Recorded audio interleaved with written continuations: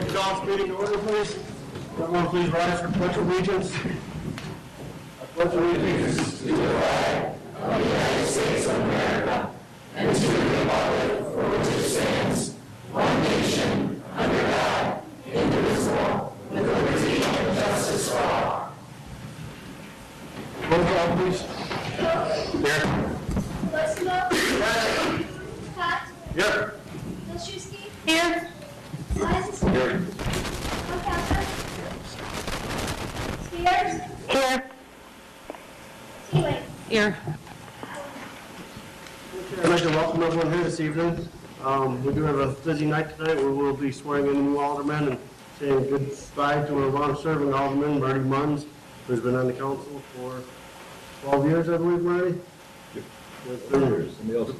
Been a pleasure serving with you for all the time that I've been on the council.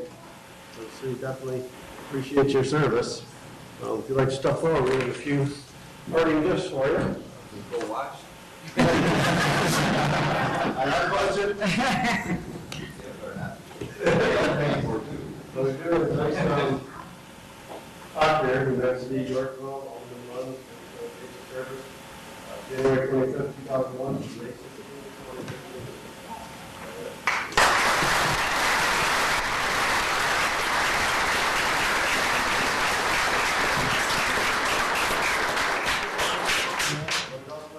Appreciation, Mayor, City Council, and United States Yorkville, President, Marty Munns, and our deepest gratitude for many hours of service that he provides to the residents of Ward 3 during the years of City Council, January 25th, 2001, May 16th, 2015.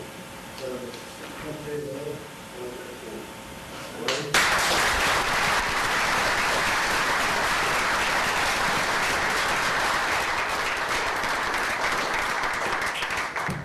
One time, 12 years, learned a lot. I've learned a lot of great people. Pretty much everybody over the years. Except a couple I maybe didn't get along with down looking on the side, but I just never let them in my voting. So thank everybody. All the ones who left the new guy was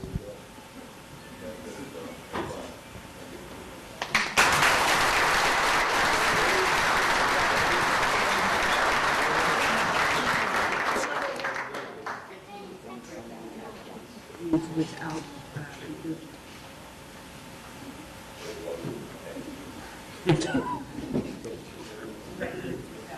He tells me to keep his taxes down. You take the nameplate, I got a new one here for Joe.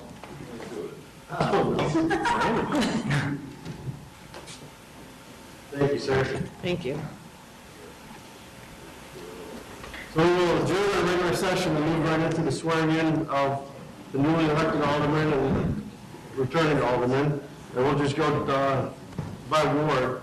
So we'll start with Ward 1, Alderman Ken Koch. And in Yorkville, we have a little tradition where a lot of cities have a judge or, the clerk swear the new alderman in. In Yorkville, we like to let the alderman choose who swears them in.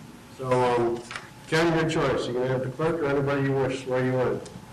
Mayor Gillespie, you want to do it? Sure, I'd be happy to.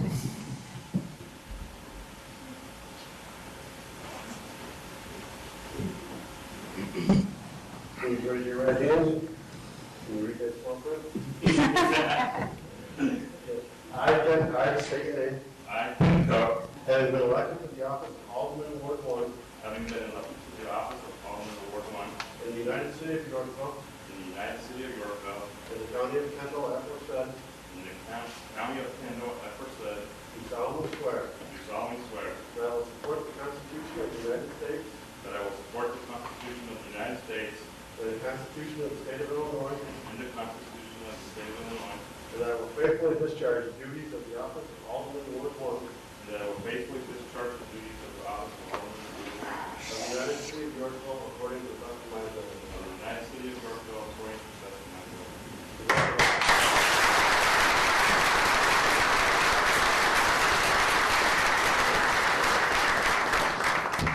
Next, we'll move on to Ward 2, Alderman Larry Cott. Who would you like to swear in, sir? Mayor, would you do the honor, please? I'd be happy to.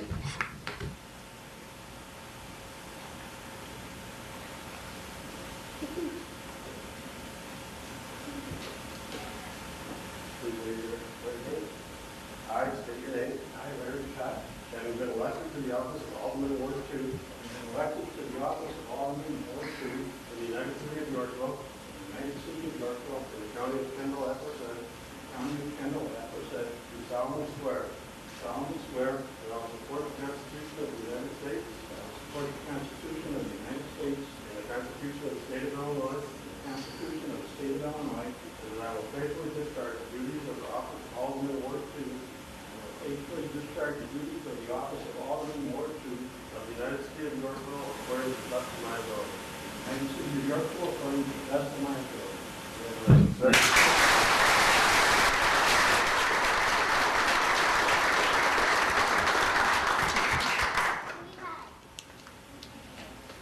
And would our new Alderman, Joel Frieders, please come forward? And Joel will be swearing you in today. Good boy. Mr. Morris, welcome.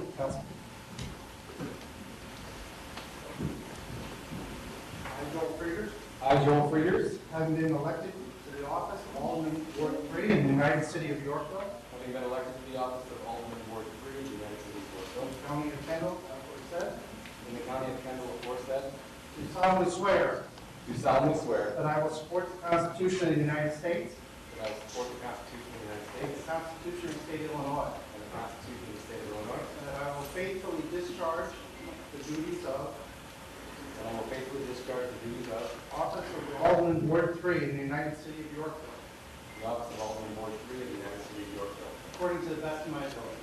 according to the best of my ability. Congratulations.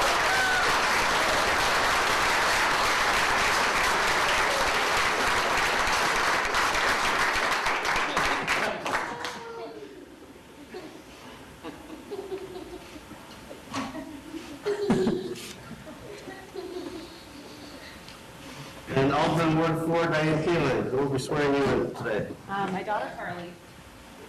Welcome, Carly.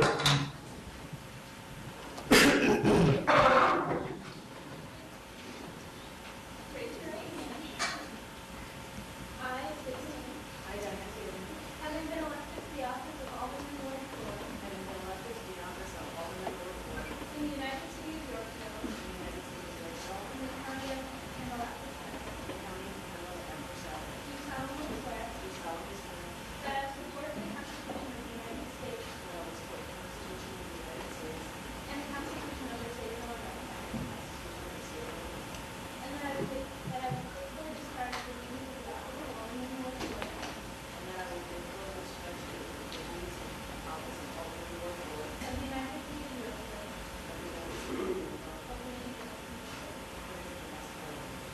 to the best of my ability.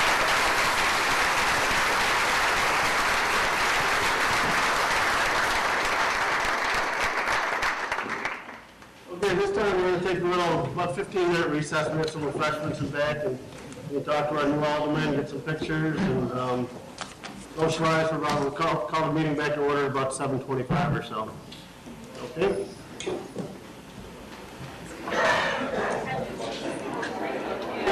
We can get started in a couple minutes, if people can take their seats. It'd be wonderful. All the aldermen are here already? Nice. Go ahead with roll call, please. Coe, Here. Colosimo, Hot, Here. Silshuski. Here.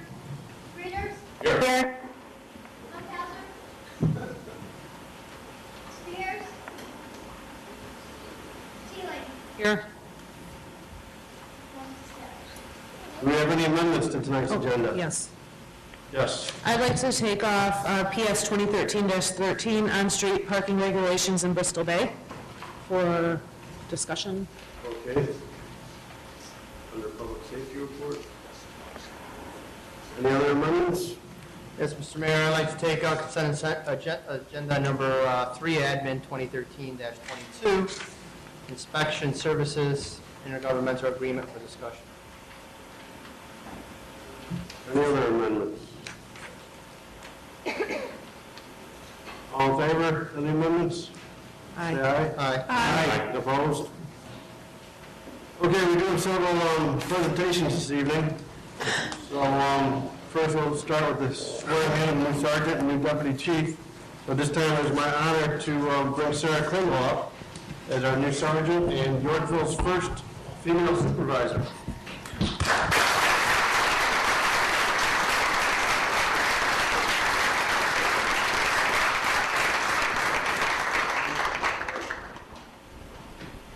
Please raise your right hand.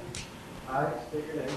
I, Sarah Kugel, Having been promoted to the office of sergeant having been appointed to the office of Sergeant in the United City of Yorkville, of the United States of Yorkville, in the county of Kendall, aforesaid, in the county of Kendall, aforesaid, do solemnly swear do solemnly swear that I will support the Constitution of the United States that I will support the Constitution of the United States and the Constitution of the State of Illinois, and the Constitution of the State of Illinois, and that I will faithfully discharge the duties of the office of sergeant and that I will faithfully discharge the duties of Sergeant in the United City of Yorkville Police Department in the United City of Yorkville Police Department to the best of my ability. to the best of my ability.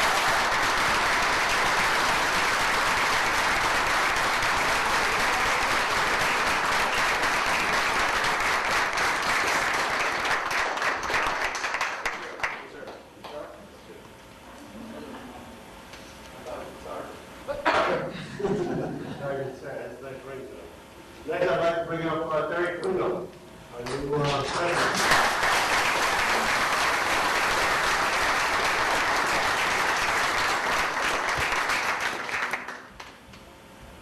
Please raise your right hand, sir. I state your name. I, Terry Klingel, Have been appointed to the office of Deputy Chief of Police having been appointed to the office of the Deputy Chief of Police in the United City of Yorkville, in the United City of Yorkville, in the county of Kendall, aforesaid, in the county of Kendall, aforesaid, do solemnly swear do solemnly swear that I will support the Constitution of the United States that I will support the Constitution of the United States and the Constitution of the State of Illinois, and the Constitution of the State of Illinois, and that I will faithfully discharge the duties of the office of Deputy Chief of Police and I will faithfully discharge the duties of the office of Deputy Chief of Police of the United City of Yorkville Police Department of the United City of Yorkville Police Department according to the best of my ability. according to the best of my ability.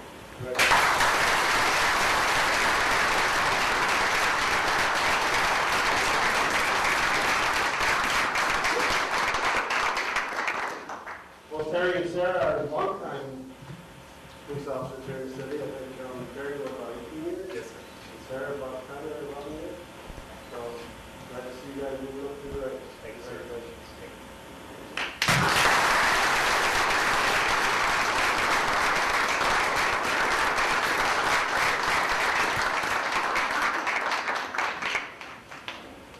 Okay, and sticking with the police theme, I'd like to bring Commander Gillespie up. He would like to present one of our officers. If I could have Deputy Chief Larry help come up here for a second, please. For those of you who don't know who I am, Joe Gillespie, also Director of Kendall County Emergency Management. And the week of April 17th, we had a pretty severe rainstorm, some straight line winds that came through the county. So I wanted to present Larry, who came over to our Emergency Operations Center, a letter, and I'll read it. Dear Deputy Chief Larry Hill, I want to extend a personal thanks for your help and all of your staff during the excessive rainfall and flood crisis during the week of April 17th. The Kendall County Emergency Management Agency would not have been able to provide the many responses and services that were requested by the citizens of Kendall County without your available assistance. The teamwork by all the agencies involved was a monumental effort and something we can all be proud of. Again, I want to thank you on behalf of the citizens of Kendall County.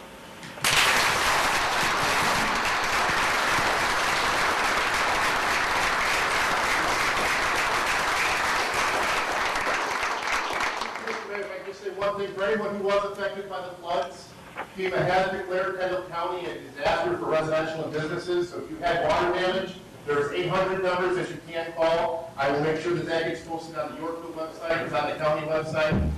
For those of you who want to put that down, it's 1-800-621-3362. And you can make an appointment for that with FEMA, okay? Thank you very much. Thank you, Joe.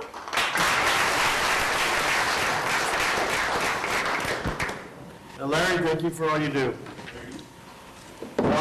Next presentation, we have Lynn Duchek, who's going to give a quick update on Fish for the Path. Good evening, everyone. Should be, sounds like it. I provided to each of you a little sheet with information on Push for the Path, where we are at this point. Push for the Path, just to give everybody a recap, officially today became a 501c3 light of the letter that I received in today's mail from the IRS, we have actually applied for this designation last June 1st, so it took almost a year, and the actual certificate letter came in today's mail, so how appropriate for us. This was a big process to go through. It was about 174 pages of documentation to be able to get this, and so now we have full exemption through the federal government. So this is big for us now, allows us to go after grant money as well. As of right now, we have raised about a little over $140,000. We have already paid to the city of Yorkville this year. This is $16,000. It's $15,865.12. With this letter, I have been in touch with NICOR already today and sent them this letter. Last year, NICOR had Volunteer Day here in Yorkville, and they actually raised $8,500 for a push for the path. However, they were not able to release those dollars until after we got this designation from the IRS. So I sent everything out to NICOR. They were the first people that I called this afternoon when I got the letter. So we will be receiving another $8,500 from NICOR for last year's Volunteer Day, and we have already identified over $20,000 in grant money that will be now applying for as well. So we're on our way to kind of go to the next level, and we're well ahead of target of what we thought we would be at this time. Very nice, Lynn. Any questions for Lynn on Push for the Path? Yes. Are we still planning doing a golf outing again this year? Yes. The McHugh family is working on the golf. Okay. Okay. I just wasn't sure, so that's exciting. Thank you. Okay, thank you, Lynn.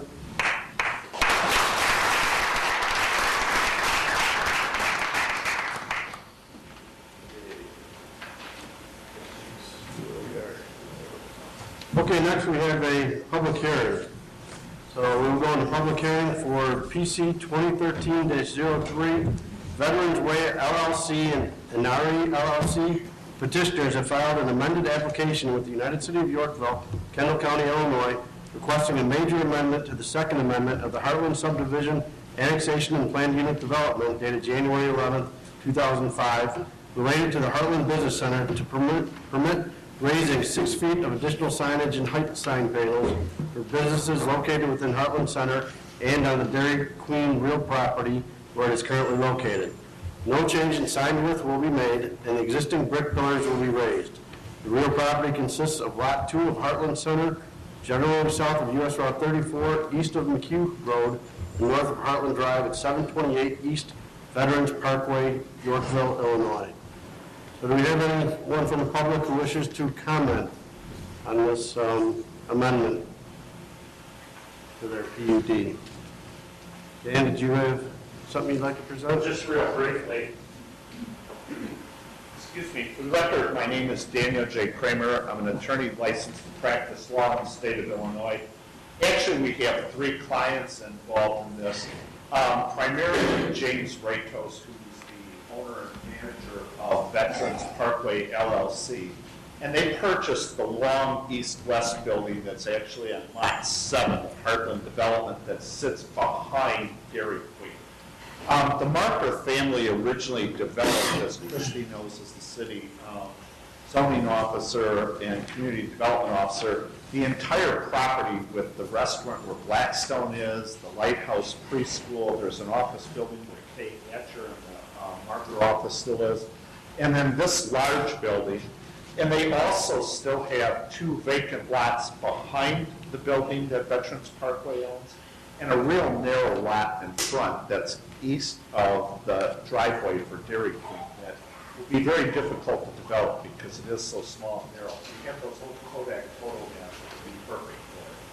But what happened, and this economy has made all of us wiser, when the Markers came in, owning the whole thing, they planned for only one major sign on Route 34 for the whole plant unit development.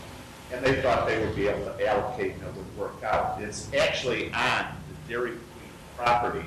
So when Mr. Rados bought the the Lot 7, the large building, we originally petitioned the city and we're going to ask for a 24-foot sign on that entry median just east of the Dairy Queen.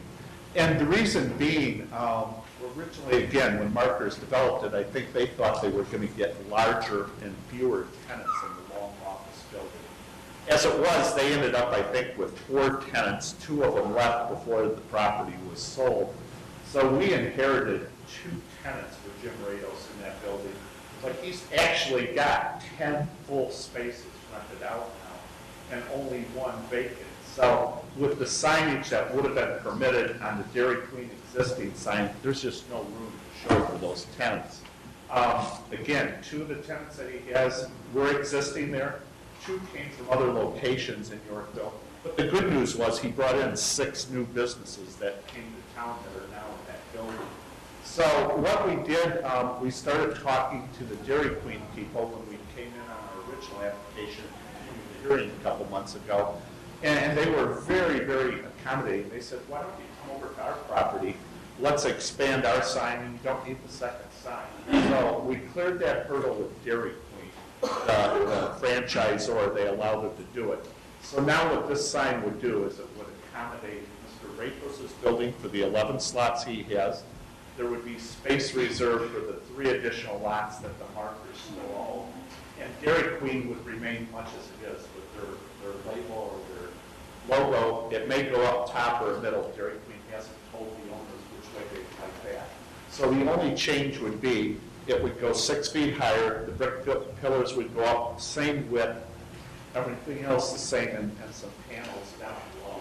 So we think it's a good compromise for everybody. We will review the other petition for the second sign. And, we hope when it comes up next meeting, I know you vote not this meeting, but the next meeting, you would look to approve it. So thank you.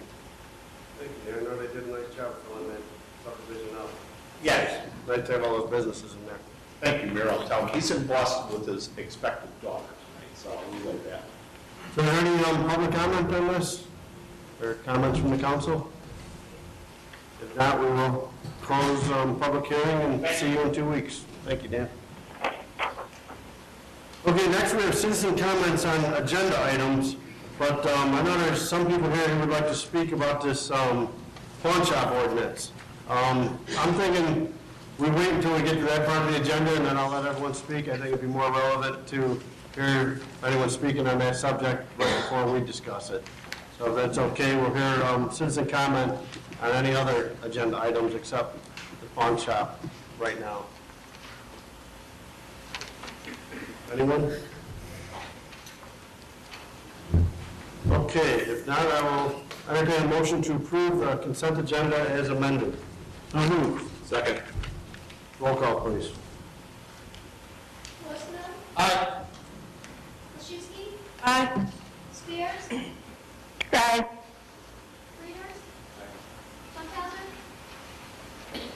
Hill, Aye. Teeling, Aye. Pat. Okay, we have 2 sets of minutes for approval. I'll entertain a motion to approve the minutes of the regular city council meeting for April 9th, 2013 and April 23rd, 2013 as presented. So moved. Second. Any comments, questions, corrections on minutes? Okay, all in favor of passing minutes as is, please state aye. Aye. Aye. Opposed? Bills for payment this month are $533,000, $897.69. Moving on to mayor's report, I do have a proclamation for National Safe Boating Week 2013 that I would like to read. Recreational boating is fun and enjoyable, and we're fortunate that we have sufficient resources to accommodate the wide variety of pleasure boating demands. However, our waterways can become crowded at times and be a place of chaos and confusion. While being a marvelous source of recreation, boating to the unprepared can be a risky sport. Knowledge and skills are important in reducing human error and improving judgment. If people are aware of the risk, they are likely to take the precautionary measure to protect themselves and their friends and family. That is why we must continue to spread the messages of boating safely, not only during National Safe Boating Week, but also throughout the entire year. Now therefore, I, Gary J. Walensky, Mayor of the United City of Yorkville, do hereby support the goals of the North American Safe Boating Campaign and proclaim May 18th through 24th, 2013 as National Safe Boating Week. and the start of a year-round effort to promote safe boating. In witness thereof, I urge all of those who boat to wear it and practice safe boating habits. Dated the 16th day of May 2013. And by wear it, I assume they're talking about life jackets. Okay, Excuse me, Mayor. yes. My friend Bob Allen wanted me to personally tell you thank you for doing this proclamation. He couldn't be here today. Oh, no problem. I enjoy boating, and I go up to the chain sometimes, and it's like the Eisenhower of the waterways. I know how He's to do very that. involved in Coast Guard Auxiliary, so he wanted me to do that.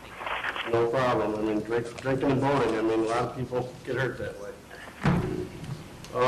Next, we have appointments to boards and commissions. It looks like they put them all in one motion here. So I'll entertain a motion. I'll do the full motion. If anyone has a problem with any of them, we can just break it out into single motions. So I'll entertain a motion to approve the mayor's appointments of Chuck Pierce to the Fire and Police Commission, Susan Chacon, Dale Pranger, and Russ Walter to the Library Board, Kelly Sedgwick and Amy Sussex to the Park Board, Charles Kropner to the Planning Commission, Fred DeSalle to the Police Pension Fund Board, and Ryan Woods to the Zoning Board of Appeals. So moved. Second. Okay, a lot of these are incumbents that are just getting reappointed, I think 6 of them. New faces are Chuck Pierce to the Fire and Police Commission. He's actually recommended by Alderman Cott. And then Dale Pranger and Russ Walter both submitted applications for the Library Board. I believe everyone else is getting reappointed. Any comments or questions on these appointments? Roll call, please. Wilczewski. Aye. Teeling. Aye. Vogt. Aye. Hot. Aye. Readers. Aye. Spears. Aye. Solosek. Aye. And at this first meeting in May, we also do committee assignments. I did my best to honor the requests that I got. Try to keep it pretty much the same. I know a lot of people enjoy the committees they're on currently. So for admin committee, we have Rose Spears as chairman, Jackie Milszewski, Chris Funkhauser, and Joel Frieders. Economic Development Committee, we have Ken Koch chairman, Diane Teeling, Carlo Colosimo, Joel Frieders. Public Safety, we have Carlo Colosimo chairman, Rose Spears, Larry Cott, Chris Funkhauser. And Public Works, we have Diane Teeling chairman, Larry Cott, Jackie Milszewski, and Ken Koch. And again, if any of you want to change committee assignments and you can find someone to horse trade with, you're always welcome to switch committees. Next, we need, I think I have a motion for this. Well, we don't know who the appointment is, so we can't make a motion. We're looking for a representative, a liaison to the Kendall County Solid Waste Plan Update Committee. It's an exciting opportunity. Anyone who would like to do it? Are you interested, Joe? Oh, wonderful. We Good. can tell he's new.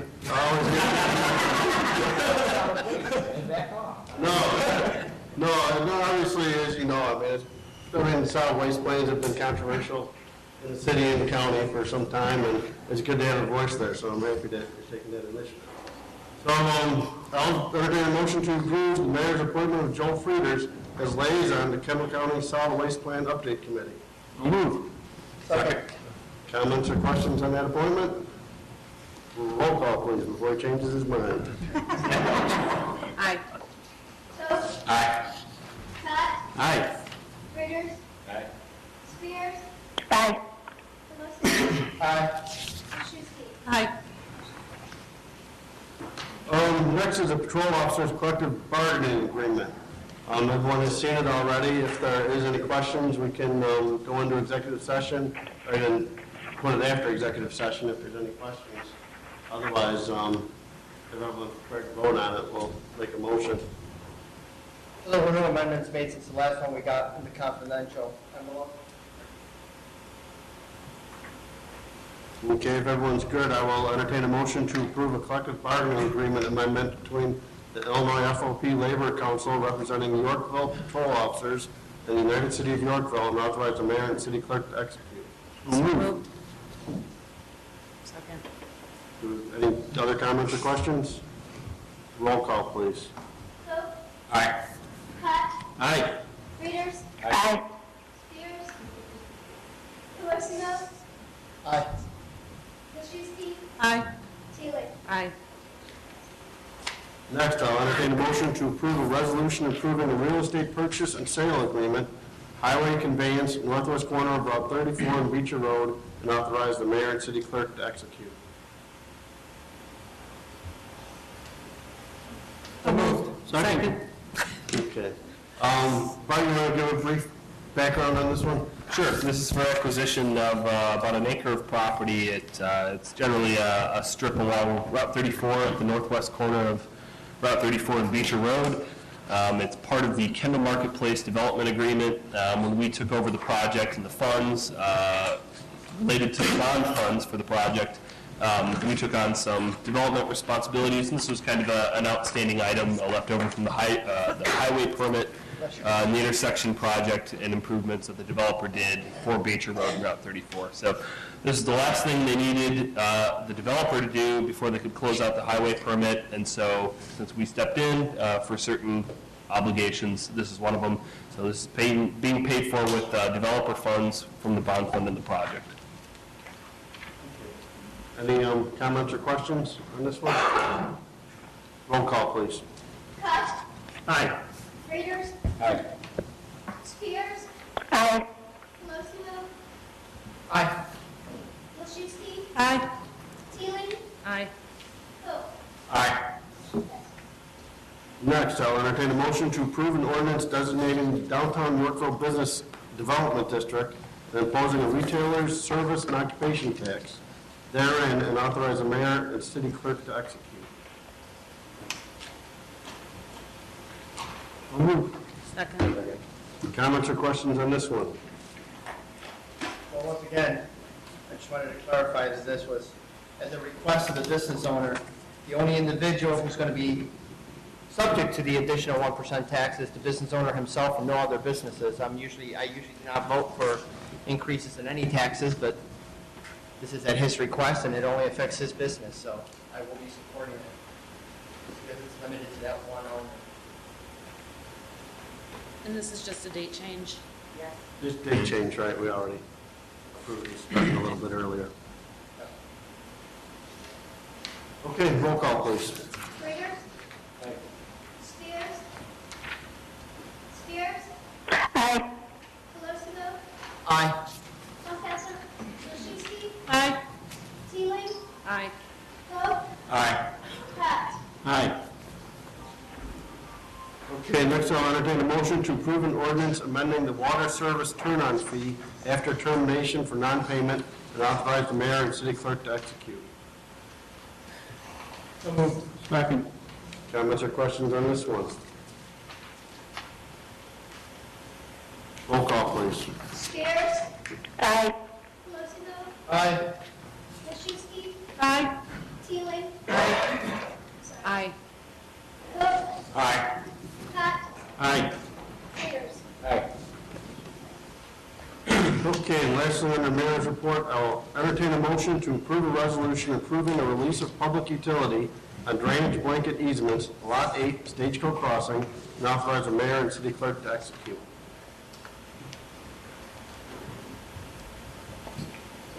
Second. Comments or questions? Roll call, please. Spears, Aye. Pelissino, Aye. Wojciechowski, Aye. Teeling, Aye. Pope, Aye. Pat, Aye. Readers. Aye. Madam Clerk, point of order, Alderman Funkhauser is not present anymore. Montezor, Aye. Next is Public Works Committee report, number 5 is pulled off of the consent agenda, on-street parking regulations in Bristol Bay. Alderman Teeling, do you want to take that? Yeah, it was actually from public safety, I think. Oh, yes, it was. Well, the only reason I pulled it off is because it only lists Monday through Saturday, but they have, the whole purpose is for the weekends because they have games on Sunday too, so I would like to request to add Sundays in as well. I'll second that. So I'm making a motion to add Sundays and Mondays. Okay. We have a motion and a second. Any comments or questions on adding Sunday to the parking restriction? Okay, roll call, please. Todd? Aye. Readers? Aye. Spears? Spears? Aye. Rosenthal? Aye.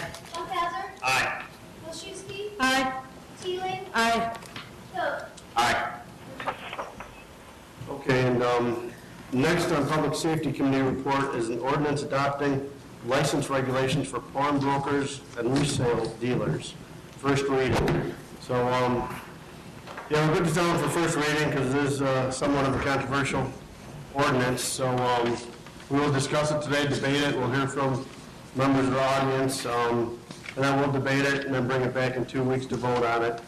You know, basically, we want to know if this is Big Brother overreaching and giving too much power and becoming a police state, or if this is a valuable tool in crime prevention.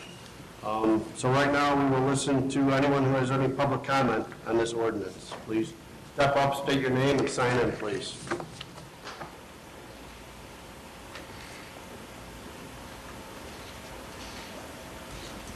My name is Harry Wiltuck. I work for Fox Valley Coins. Give me 1 second here, please.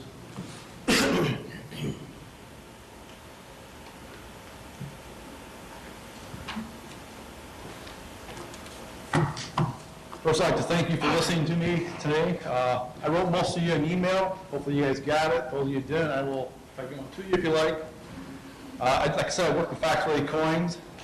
So I have two different perspectives on this. One is in the business and one is a private citizen.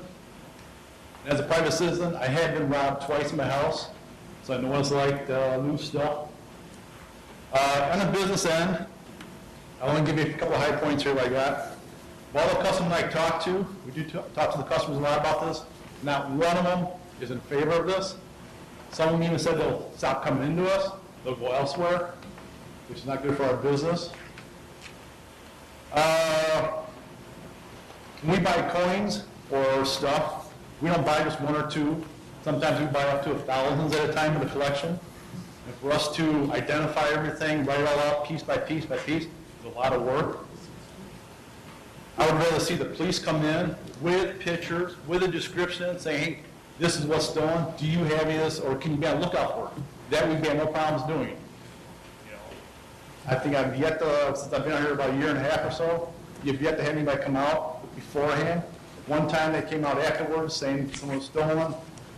Can you help us identify it? They found it somewhere else already. They just want us to help identify what it was and what the value of it. We got no problem working with the police. I respect the police. I'll work with them as much as I can. Also, I've heard it's worked elsewhere. It's going elsewhere and everything. I don't think because everybody else is doing it, we need to jump on the board. If everybody else jumping off the cliff, we're not going to jump off the cliff ourselves. So we need to do what we think is right for this community. As a personal part, I don't want my personal information up on a database where somebody's going to hack into it. And you can't tell me that databases don't get hacked into. Last week, the bank lost $45 million because it got hacked into. It happens. If somebody, it's not just our police department, we got to worry about police departments all across the country. If somebody sees a pattern, hey, I've been selling a gold coin once a week or so, some of the police department sees that, or somebody over hacks into it, hey, this guy's got 5 gold coins, maybe he's got more.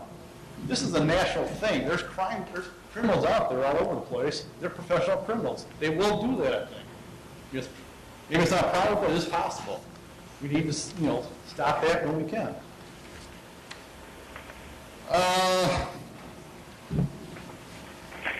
There's no thing, if the information's uploaded, there's no way for us to keep track of what's going on, what was uploaded. Did they upload it correctly? Did they mess something up? There's no check on it, like a credit check, you need to check once a year or so. Once it gets uploaded, who knows what they put there? Who's liable for the information when it is uploaded? Is this something that, if all of a sudden my information gets stolen, I can go to a police department and say, hey, you guys uploaded this? You go, take care of what happened to me now? And I don't see why 99% of the people have to make the sacrifices because 1% of people are criminals and everything. People always say, and I've heard this a couple of times, meetings I've been to, if you've done nothing wrong, got nothing to hide. I'm sorry. I did nothing wrong, so why should I have to provide all this information for other people? Thank you very much.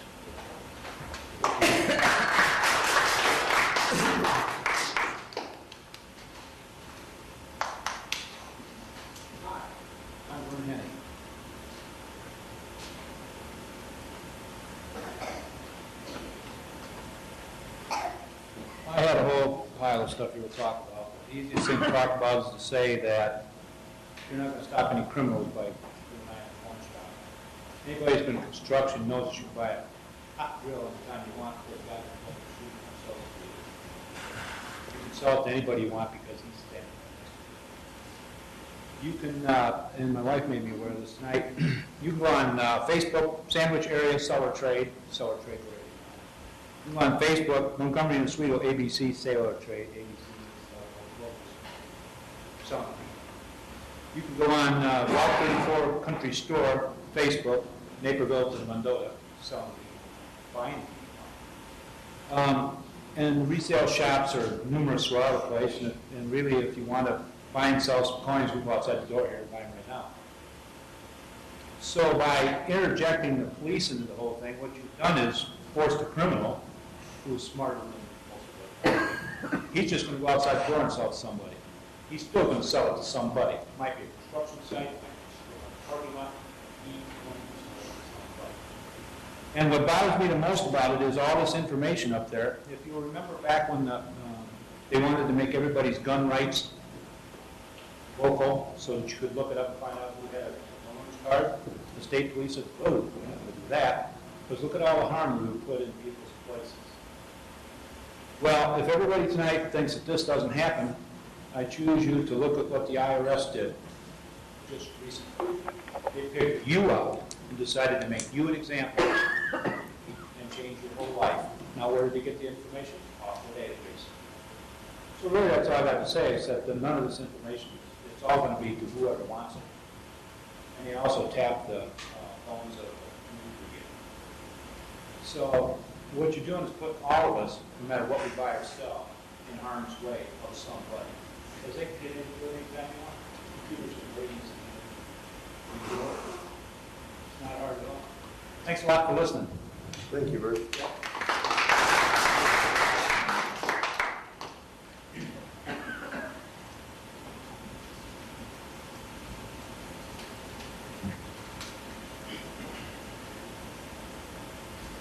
Hi, my name is Jerry Bannister. I live in the unincorporated Bristol Township, and I'm here strictly as a concerned citizen. I'm here to voice my opinion on the proposed ordinance PS 2013-08 regarding pawn shops and resale shops. I have no financial interest in any of these businesses, nor am I related to any of the principals.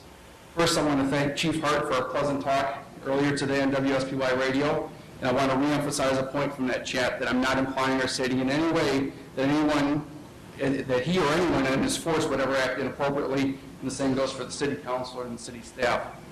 As elected officials, you are charged with making decisions, not only for today, but for all tomorrows. Today there is a problem, and naturally you want to do all you can to fix that problem. But in times like these, we have to be careful. We can't kill the patient to cure the disease. We have in this proposed ordinance a government wishing to track private transactions conducted between private citizens and private enterprises. This action is without probable cause, barely a vague suspicion that there may be criminal activity.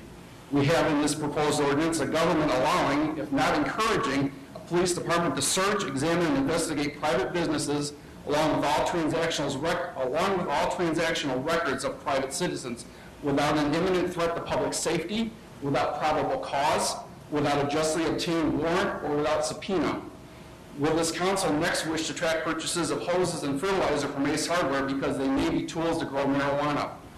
Will a citizen be characterized as a prepper with a level of suspicion attached because he is buying and selling too much gold in the eyes of the authorities? This will be a system without any checks and balances. This is offensive to the ability of an American citizen to conduct his private life without government interference and scrutiny. Some of these provisions violate the Fourth Amendment to the U.S. Constitution in Section 6 of the Bill of Rights of the Illinois Constitution, in my opinion, and those read thusly. The Fourth Amendment to the U.S. Constitution, the right of the people to be secure in their persons, houses, papers, and effects against unreasonable searches and seizures shall not be violated, and no warrant shall issue but upon probable cause, supported by oath or affirmation, and particularly describing the place to be searched and persons or things to be seized. Section 6 of the Illinois Constitution, searches, seizures, privacy, and interceptions, reads this way. The people should have the right to be secure in their persons, houses, papers, and other possessions against unreasonable searches, seizures, invasions of privacy, or interception of communications by eavesdropping devices or other means. No warrant shall issue without probable cause, again, doesn't say again, sorry, supported by affidavit, particularly describing the place to be searched and the persons and things to be seized. This ordinance is bad policy, it's anti-constitutional, it's ripe for abuse, and I think it opens the city up for federal lawsuits. When all of you took office, and some of you just did this tonight, you swore to uphold the U.S. Constitution and the Constitution of Illinois. A yes vote for this ordinance will, in my opinion, be a direct violation of that oath and should render you unfit to serve office. I know that's strong language, but this is a serious issue. Good and true people can debate on any number of issues. We can disagree and move on. This is not one of those matters. The right of a citizen to be free from intrusion of government is not negotiable.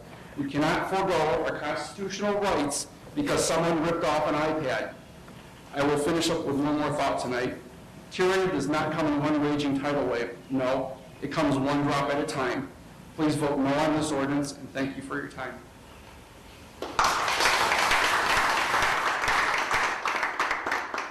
Thank you, Gary.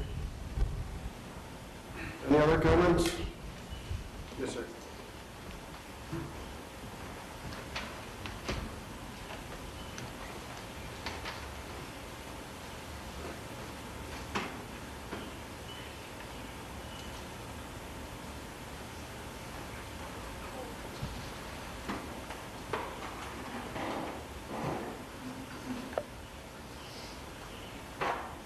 Good evening, Your Honor.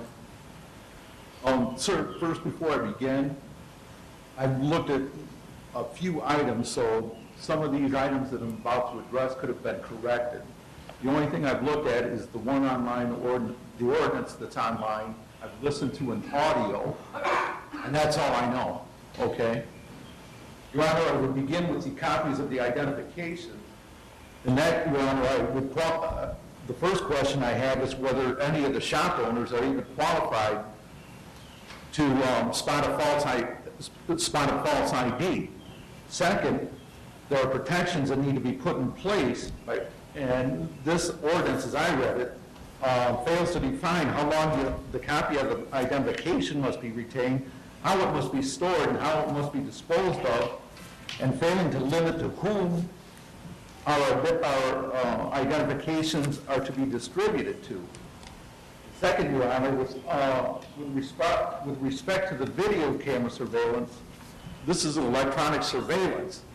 I don't know if a search warrant is needed. Normally, for the way I'm reading it here, okay, if the shop owner wants to use it for his security, that's one thing. If it's the government ordering it, that's another thing. And I think there's rules and regulations to apply, and if this ordinance is going to pass, I would ask that this council at least ask a judge if it qualifies or if a warrant is needed.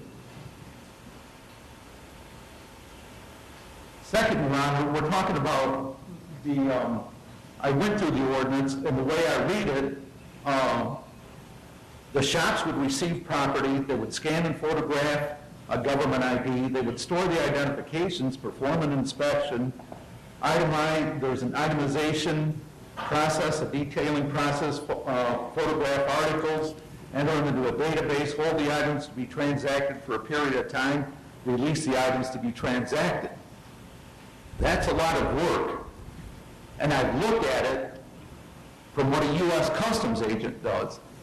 Now, you can say that's two different entities. The U.S. Customs agent has qualifications he has to meet. But I would also argue, Your Honor,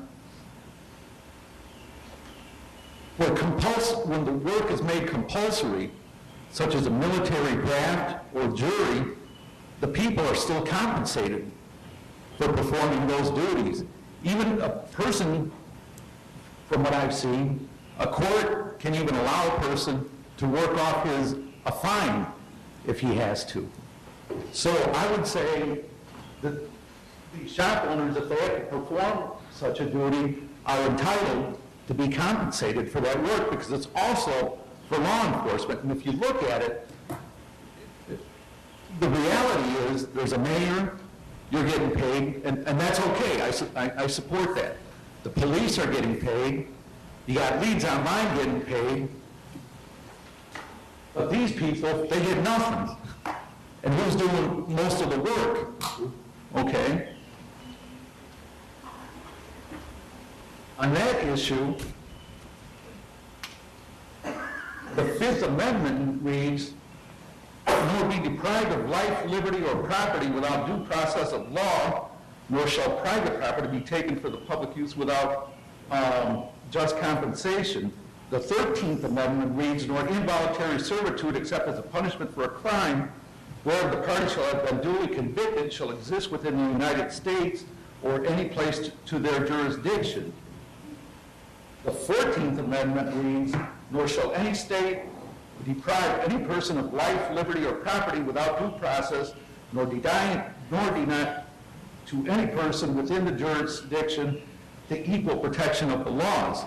So they would be entitled just as much to some form of compensation.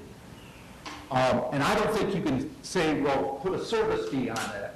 Well, if I bring in one silver dollar or something, I can't expect the guy to say, well, it's worth $10, and then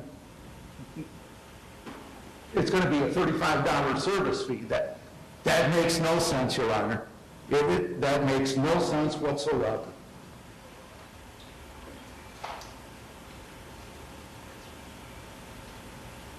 Your Honor, I also would call to your attention that in the ordinance itself, it says that this is for the public safety, it's in public works, everything is in the public. The Fifth Amendment says, nor shall be compelled in any criminal witness case to be against himself, nor be deprived of life, liberty, or property without due process of law, nor shall private property be taken for public use without just compensation. Your Honor, this is eminent domain. We're taking part of their businesses and we're saying we're going to use it for the public use, but we're not going to pay you. And if you go to the south side of town, you got those wind farms out there. Those people are getting paid, the farmers are getting paid for the government to use part of their property. And I think that needs to be looked at and that needs to be assessed. We have to take that into consideration. If nothing else, just out of respect, Your Honor. Your Honor, with respect to the inspection of premises, a couple of folks have quoted the Fourth Amendment. You have to understand the background of the Fourth Amendment. The background of the Fourth Amendment is that during the colonial times, there were general inspections or writs of assistance. Basically were, Your Honor, here's a search warrant, go search Mr. Colissimo's house, see if he's done anything wrong. An hour later, you come back, nothing. Okay, after lunch, here's a warrant, go to Mr. Colissimo's house and see if he's doing anything wrong. Then you come back afterwards, before you go home tonight, here's a warrant, go to Mr. That guts out the whole purpose. This, any time guts out the main purpose of the Fourth Amendment. The other question that's there is there's a conflict. It's the police doing this. Is the policeman there as a compliance officer, or is he there in a law enforcement capacity? If he's there in a law enforcement capacity, the individuals have certain rights. If the policeman is there in a compliance capacity, the citizen has certain obligations. But here's the problem. If you look at the Constitution itself, it tells you what the rights of government are. There's a policy in the preamble. Then it tells you what the powers the government has. And then it tells you the limitations. And then when the president, once a year, gives a report on this. Your Honor, I don't know which one of these business owners are here. First of all, how does a city, how could a city verify that the process has been done right? If there's a white man, a black man, and a white woman, how do we know that inspection has been done equally across the board? We don't. There's no policy. There's no limitations on it. There's no protection in there.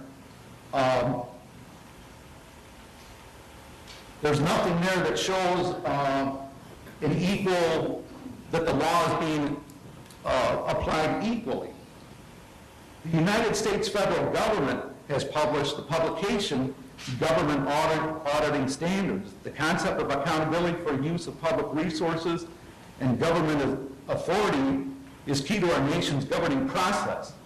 Management and officials entrusted with public resources are responsible for carrying out public functions and providing service to the public effectively, efficiently, economically, ethically, and equitably within the context of the statutory boundaries of the specific government program. We have nothing, Your Honor. There is nothing here.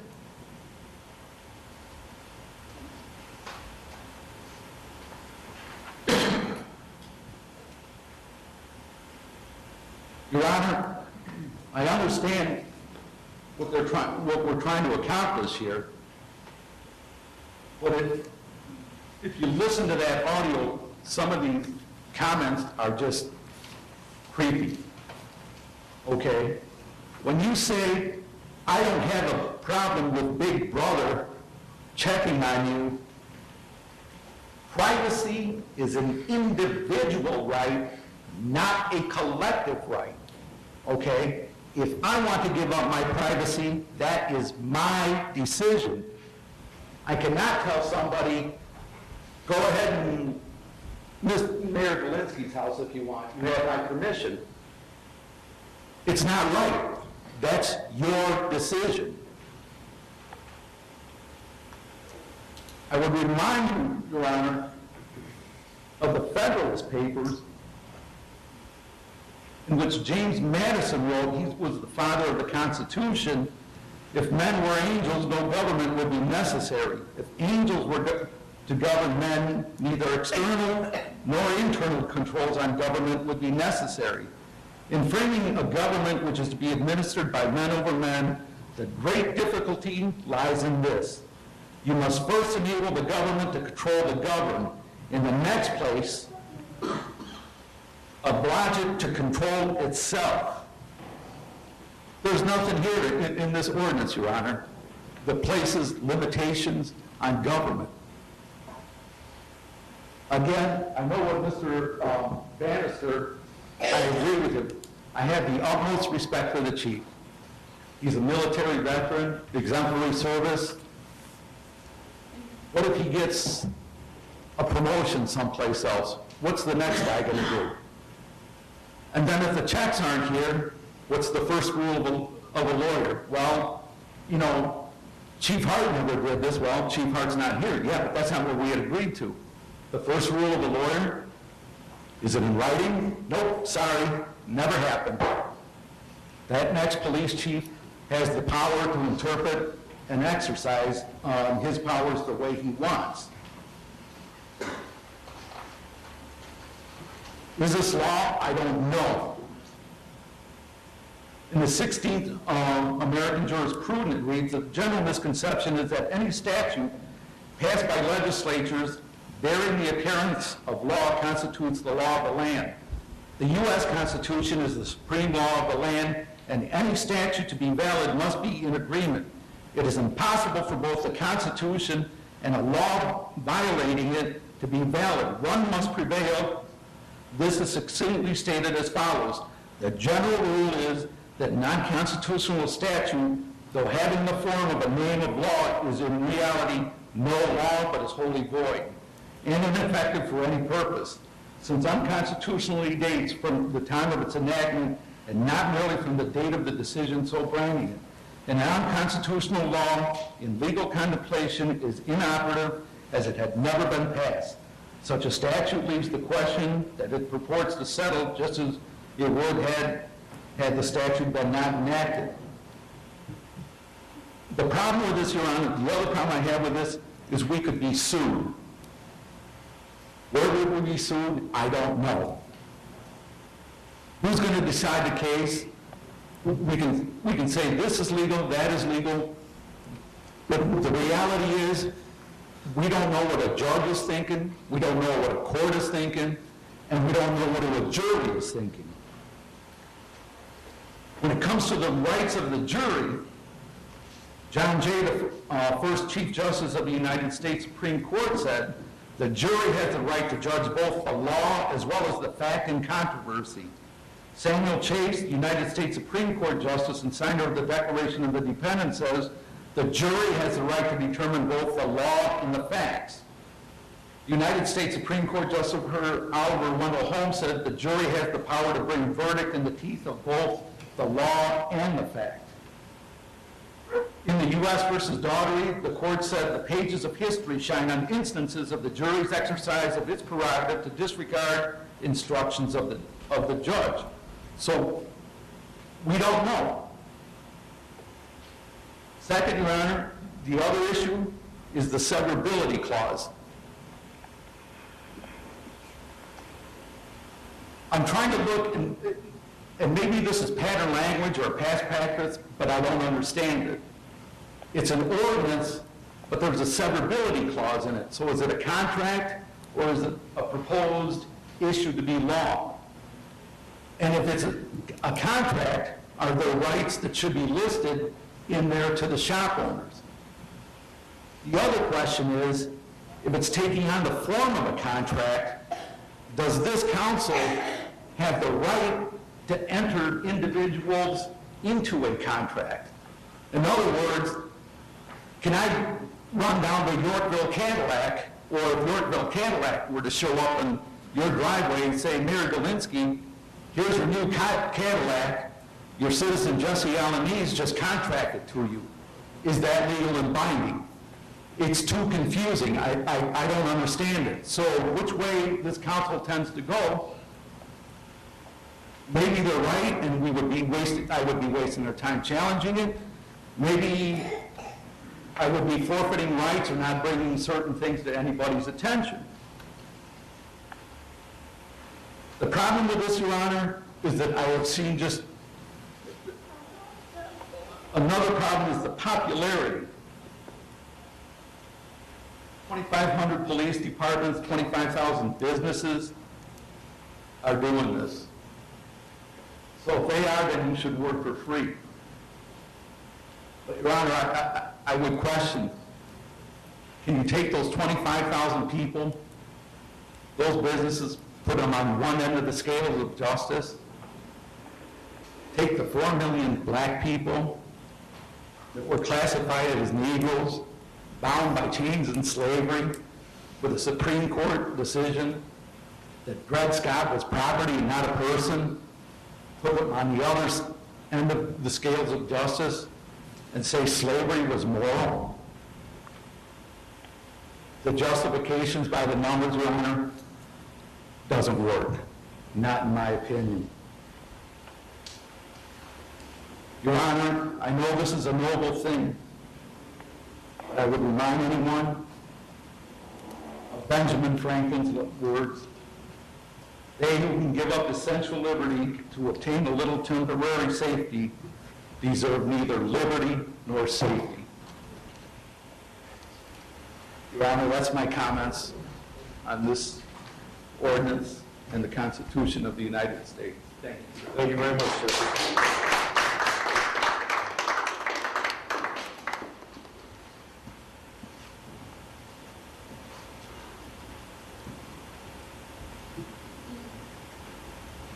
My name is Ann Mooring, and I moved to Yorkville 11 years ago. I'm just a resident here.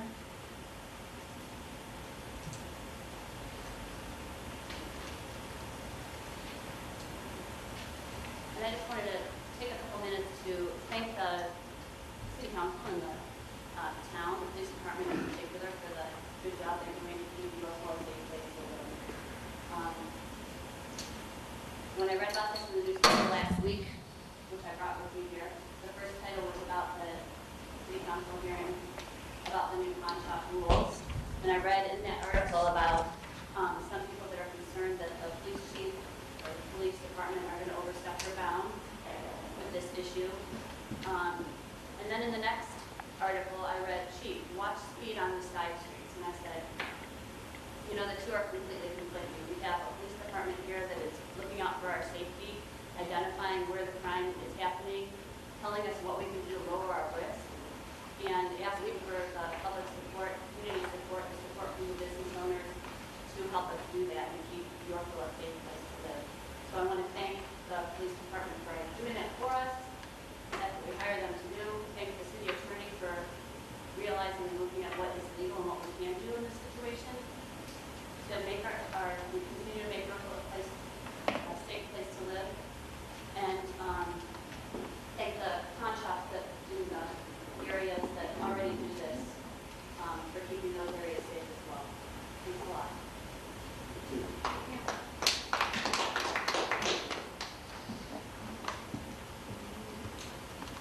Any other public comment on this issue?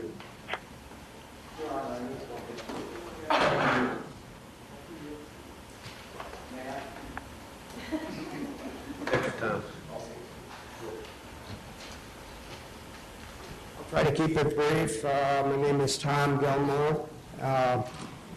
First of all, I'd like to say that I have known and have been a friend of Marlon Mathry and several of his employees for decades. I personally don't know of anyone who's got a higher integrity than Mr. Mathry. I don't want to get too verbal with it, but I'll give you a real life story. Through my working career, I started a Roth IRA late in my life, and it wasn't very big. Last year, I decided to cash it in, and I'm not going to talk about numbers. Somebody else might be spying on me. I paid my taxes up front on that Roth all the way through it. I wanted to get out of it. I had a premonition the stock market was going to tank. So much for my judgment.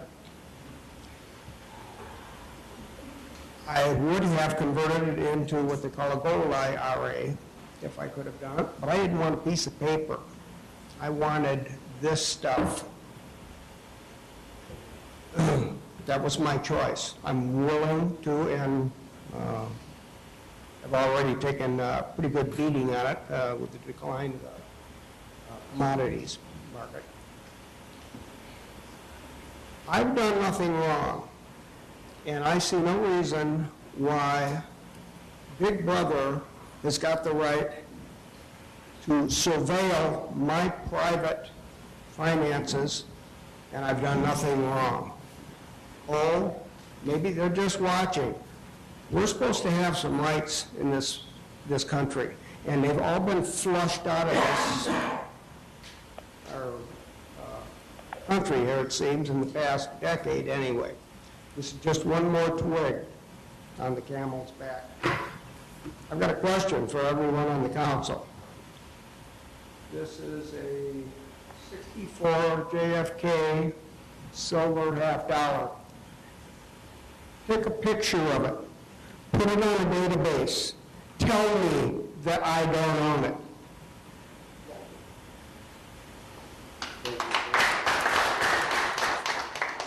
Jesse, one more time, please keep it brief. Yeah. Your Honor, I was also thinking back to the coin shop, in that the resale shops, there would be certain select items that would be brought in and everything, and for the most part, they would be able to run free. The coin shop, I think, would be the exception in that just about everything that would be coming in would have to be processed, held, and everything like that. Again, I am looking just from what I read and everything, and I would ask the council to look at the term of commandeering is an act of appropriation by the military or police or by where they take possession of the property of a member of the public. And basically his whole operation, I think in general, would be in control of the government.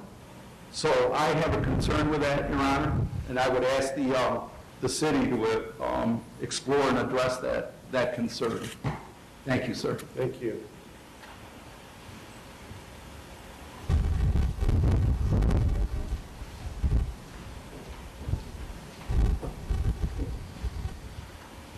Hi, my name is Susan Brown, and I just come up to tell you what happened to my family and why, if the ordinance was in place, we would have had some protection. Not that I'm here because I want to try to get anything back. We're not, but to make sure it doesn't happen to somebody else. You know, I sat over there and I listened to all these people, all these guys talk about, you know, how can they possibly, these businesses, record all this? Is it against somebody's rights and all that kind of stuff? And I sort of sit back and I think, well, Kane County's been doing this for a very long time. My situation was, unfortunately, with the coin shop and taking advantage of a family member that was disabled, and after, you know, telling the owner of the shop, do not contact my brother, do not go to his home, he did anyway. You know, if Kane County's been doing it, and of course, I don't know a lot about it, I'm in the medical field, so I know a lot about paperwork and documentation, but all of the rest of this, I really don't. But if they've been doing it for many, many years, it must be working for them. You know, I think about the people that their, you know, things are taken from their home, and, you know, even coins. You still have that date of, you know, if this ordinance is passed, is when a certain coin came in. Even though it's hard to identify, you know, when, I don't know, whatever coin there is, you know, 1836, you're going to have a date on that coin that says, oh, okay, you know, that was my coin. Oh, here at this shop, it was brought in. What are the chances? It gives people that are here to protect us, like the police department, somewhere to start to help get your, you know, property back. You know, I think that, you know, I have heard, okay, and I will say that I do have, you know, people that I know in Kane County and have made a lot of calls regarding this. And I know we have a lot of, you know, resale shops in Yorkville and the coin shop. And I believe, and of course it's my opinion and from who I've talked to, a lot of people are coming into this area because we don't have that ordinance here to get rid of their products. And it's not all, you know, people that go to resale shops or coin shops that have taken from other people, but some of them are, and I think it's their outlet to do that coming into Yorkville. And I've lived here for 25 years, and I hate to see that happen. So, I mean, I wrote down all kinds of other little notes here as I was listening to these people. And, you know, it's, you know, protecting the innocent people, trying to help the police, you know, do their job. Documentation is nothing that any other business has to do. Posting pictures and, you know, holding something for 7 days, or I believe that's what it is in Kane County. Here, they want to maybe take it to 5 days. what does that hurt? If you know that someone's coming into your facility and, you know, do you want to take items that don't belong to that person? I mean, do you want to have that type of business? No, I guess that's all I have to say.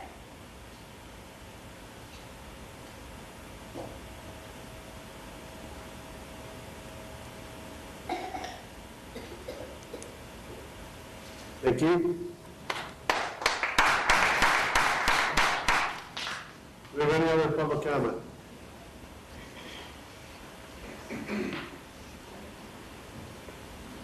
Good evening, I'm Christian Talley. I work at Foxvalley Coins, not at the Aurora, or the Yorkville shop. I actually manage our Aurora shop.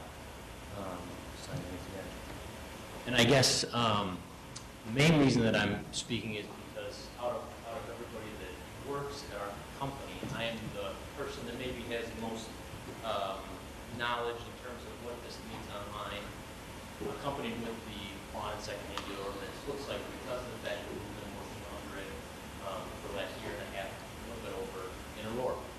And so I want to start by saying thank you all for presenting this to us so that we can have some public comment, so that we can at least voice our concerns and trust that you will do the right thing as we're sworn to do.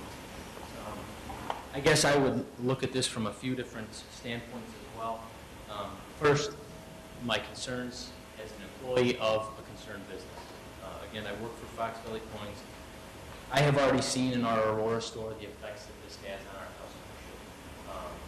We are a business that relies on word of mouth, on positive reception as you walk in, on you believing, having had a good experience, feeling that you were treated fairly, and worked with in a way that will lead you to bring back your business or bring somebody else here. We have lost many, many people because of the Aurora secondhand pawn dealer. Many have walked out. That's something that I suppose if we've been putting a clicker on it, we could have tracked of over the last year and a half plus. How many more walked out and will never come back? That's intangible. How many will never come to our store because they know of what we have to do? People just like a few of the citizens here who have said that they don't want to have to do this. My privacy is my privacy, and privacy does not mean that I'm committing some sort of a crime. Those are intangible things that we really don't have any way of knowing how much business has actually been lost, but it will severely hurt business, at least for us, speaking of Foxvalley Coins, and I'm sure for the other business as well. Some people are okay with having their privacy invaded by this ordinance, but of course that's only okay until somebody's identity is known, or something negative happens because of that. Then all of a sudden, wait a second, this was not such a good idea. Second reason why I'm concerned as an employee of a concerned business is the cost to the company in man hours. This has been brought up several times already. I guess being in Aurora, I spend probably, at this point in time, I am the one and only person who enters our leads online. There was some confusion with the way that some of the other employees who happen to be older employees are not very good on computer systems. It proved to be all but impossible for them to do. So it's back to me doing the work of entering leads online and of complying with the pawn ordinance and secondhand dealership in Aurora. I spend probably between half hour to several hours a day, depending on our transactions, the number of transactions, the number of coins, or whatever the item happens to be within those transactions. I can say at this point, over a year and a half later, 99.9% of the information, people's private information, that I have entered, it is of no legitimate value to the Aurora Police Department or any other police department around that have anything to do with our business. 99.9% of that info has gone unused or was completely superfluous because of the fact that it was items purchased from upstanding citizens who have received it as an inheritance. Today it was somebody whose father had died and they were looking to help cover costs of a funeral, things like that. In this just over a year and a half, we have had 3 hits, or instances, 3, in which we were contacted by local law enforcement. One was from Aurora, a couple others were from neighboring counties. So in over a year and a half, 3 times have we been contacted. In all three of those situations, we have yet to see any resolution to date. There's been no resolution. There has been 2 confiscations of goods which we purchased in good faith, paying a fair price for, have been confiscated with no paperwork given to us and with no results or case info from any law enforcement. That doesn't sit well with us as business owners. I don't think it should sit well with anyone. All this time that I've been complying with the Leave Online and secondhand ordinance in Aurora, I feel like I'm doing something that I shouldn't be doing.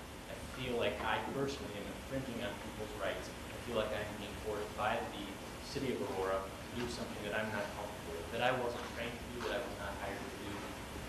All of this cost to our company is spent on largely ineffective man hours.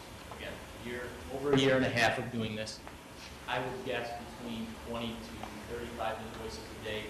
Maybe half of those, just say, those are purchases, where we are purchasing something from a customer that happens to be sale.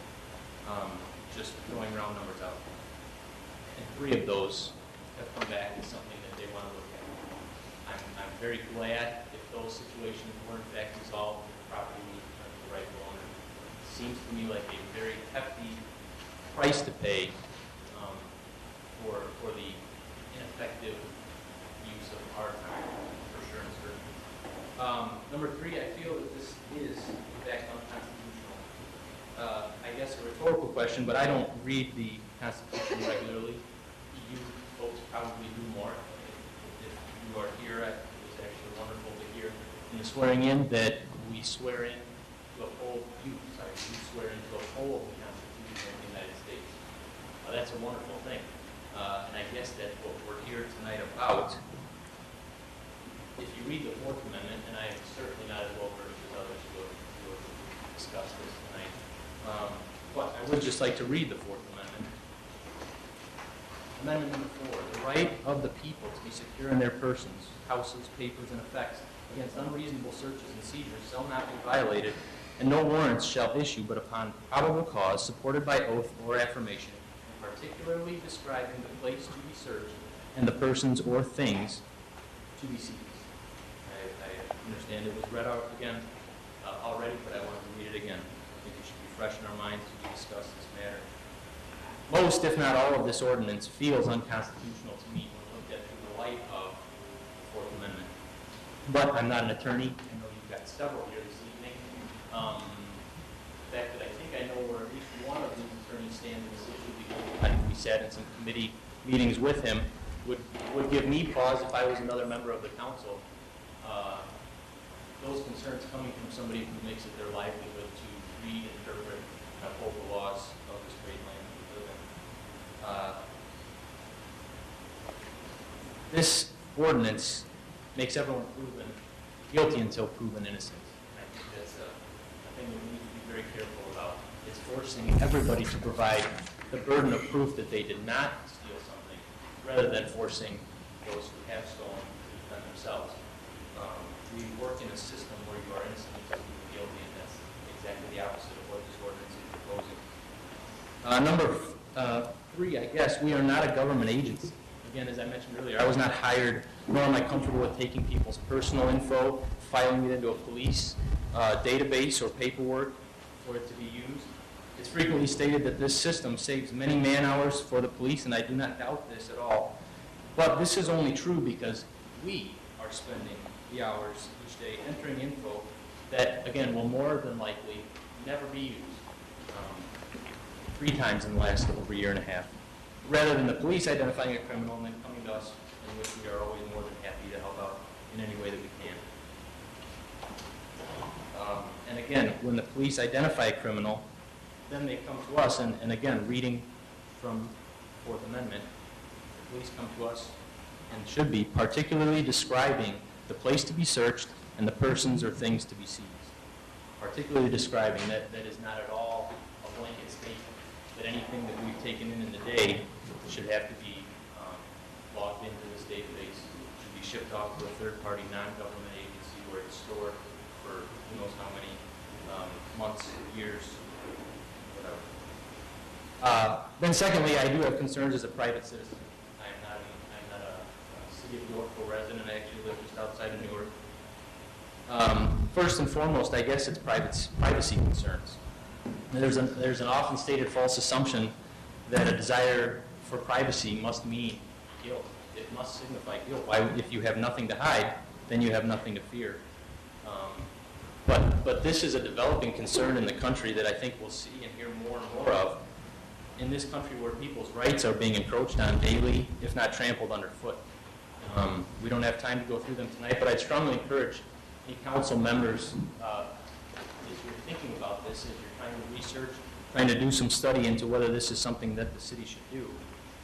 There's a few articles, one by Daniel J. Solove, and his article is titled Why Privacy Matters Even If You Have Nothing to Hide.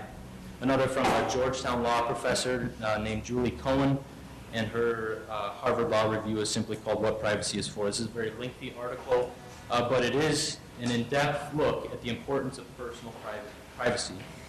Any number of articles also from any number of websites. You can find one in particular, the Electronic Frontier Foundation, working towards privacy in this new age that we live in, where everything is available at your fingertips to anybody that wants it on the World Wide Web. Many of us have this idea that if you have nothing to hide, you have nothing to fear. But to use a kind of stupid analogy, I guess, many of us have curtains on our houses. This doesn't mean that any of us has a meth lab in your living room. Nor should every house with curtains be searched in the off chance, 1 out of 1,000, 10,000, that a home might be committing a crime. Likewise, this ordinance should not make all people prove their innocences because they sold something secondhand. There's not a crime in selling something secondhand. Similar ideas, we all have email passwords. Does that mean there's terrorists among us plotting with somebody else via email to blow up this building? Well, you know, whatever. I shouldn't have even said that. I apologize and strike that. It's going to get me in trouble. But we all had, the point was, we all had email passwords in which we try and keep some level of our privacy. If somebody figured out my email password, I think we would all say we would change that right away, because I don't have anything necessarily to hide, but at the same time, it's my private life, and I'd like to keep it private. Likewise, credit card statements are kept private. Again, privacy does not equate guilt. Secondly, no oversight. There is no oversight, as was previously mentioned, for this non-governmental agency, us. We are a non-governmental agency. Something that happened just a few weeks ago. I again entered the Leads Online every single day. Leads Online itself was down for 3 to 4 days. The website was completely down. I called after the first day and asked what was going on because I was not able to enter the information that I wanted. I was given just an answer that, yes, we're experiencing difficulties, we're working on it, we'll get it back up and running as soon as possible. And it was never received an explanation of what was going on.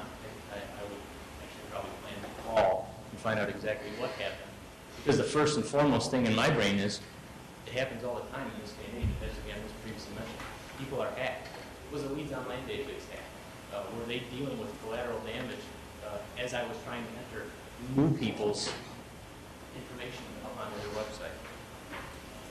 Thirdly, is privacy only abused when someone is hurt or materially damaged? This is another thing that we oftentimes hear. Well, nobody's being hurt. It's just information. It's just information. It's just a picture of what was sold. It's just a visual of who was there.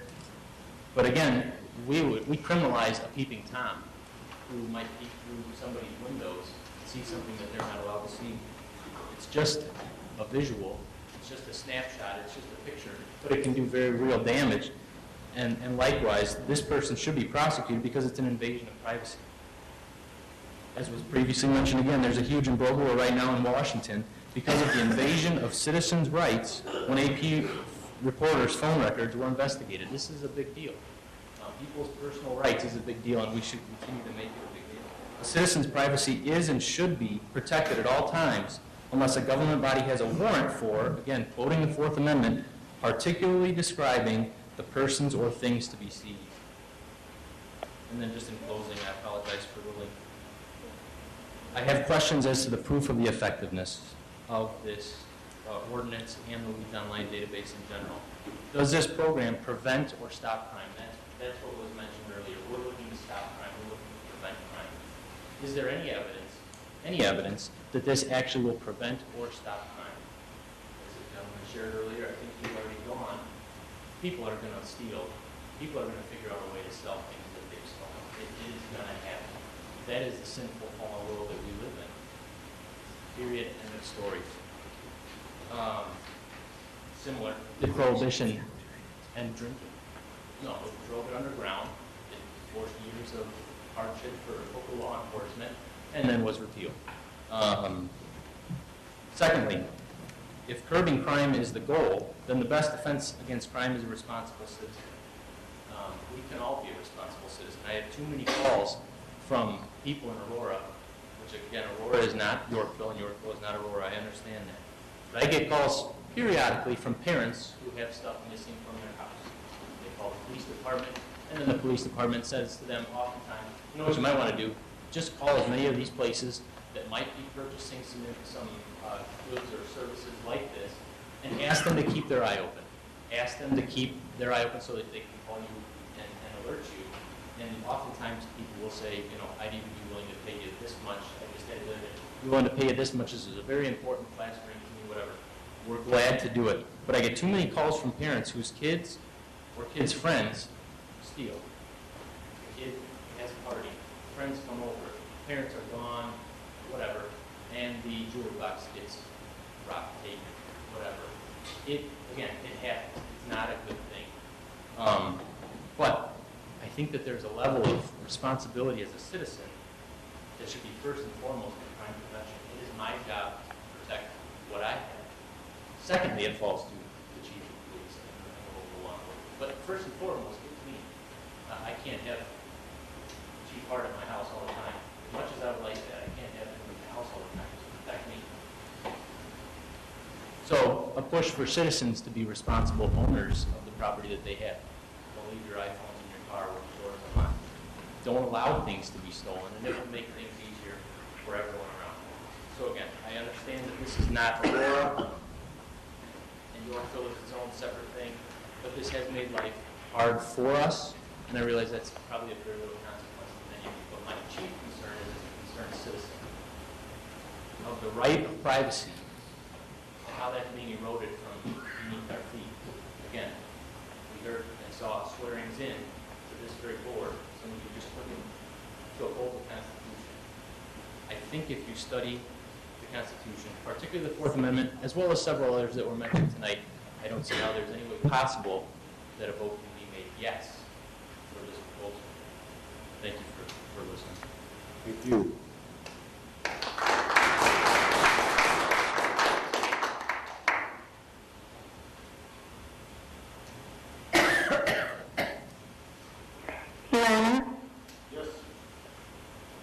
Go ahead, Rose. Could you request that they speak directly in the microphone? The audios won't come out properly because we can't hear them. You got it. You just told them. Thank you. Inadvertent, Chief. Get his ID.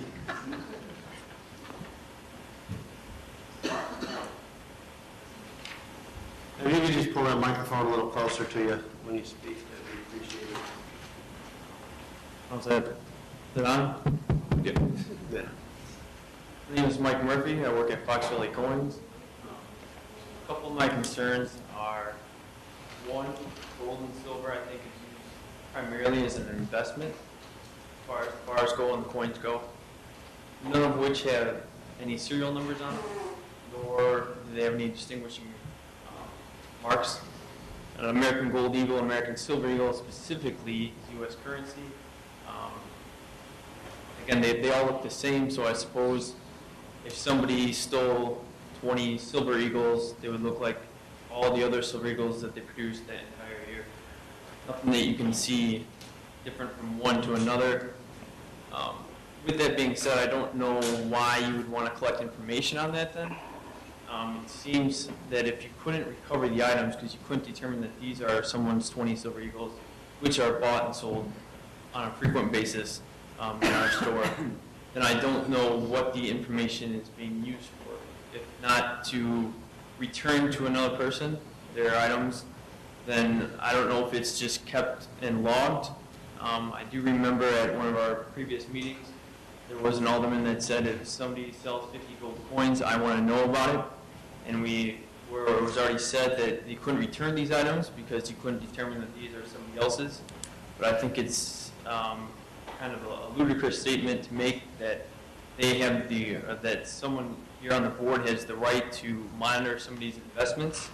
I don't feel like if I had a Scottrade account or anything like that, that I should have to turn that over because it's an investment. I don't think that any of the neighbors would appreciate an alderman or anybody, I guess, on the board trying to figure out who's selling gold coins or silver coins or anything of that nature. It seems to me that that's a private issue, kind of like what people said, same thing as maybe a Visa account or a Chase account,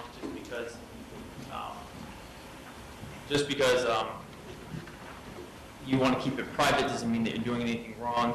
And I definitely do view gold and silver specifically, or platinum or palladium, I suppose, as investments. And I feel like that if it's not to prevent crime or to deter crime, just to keep a log of it so that somebody knows who's dealing what, I feel like that's a little invasive, and would just like to know what the plan is for that information or why that information needs to be collected at all, if not to prevent crime. I think another gentleman showed that likewise with most of their coins and currency, especially the ones issued by the United States, they obviously made them in bulk. Again, you can't determine one from the next. How many millions of 1964 hats that were produced? There's too much, I guess, to determine. After making millions, to say that 10 were brought in and 10 were stolen, so those must be his 10. I guess I don't know if then they're going to use that information to go knocking on whoever's store was that sold those and say, where did you get these at? Most of the time, if it's what we would call 90% silver or U.S. coins that had silver in them, not even bullion coins, more than likely they were obtained through either getting them out of change or through a relative or somebody that saved them. So again, they're not going to have a receipt for these items. Most of the time it's just stuff passed down or somebody just hung on to them. They decided that they were going to take silver out of the coinage. They thought it was a good idea. So they thought they'd hang on to all the silver coins that they had and maybe start acquiring more. So there's no proof of ownership. So again, I don't know what his recourse would be if someone said, where did you get yours from? I would say it's from my uncle. Well, how can you prove that? I guess it's just his word versus you turned in 10, there was 10 stolen. And that's pretty much all I have to say about the coins tonight.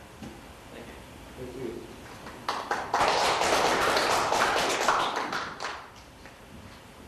Anyone else on this topic before we open this to the council?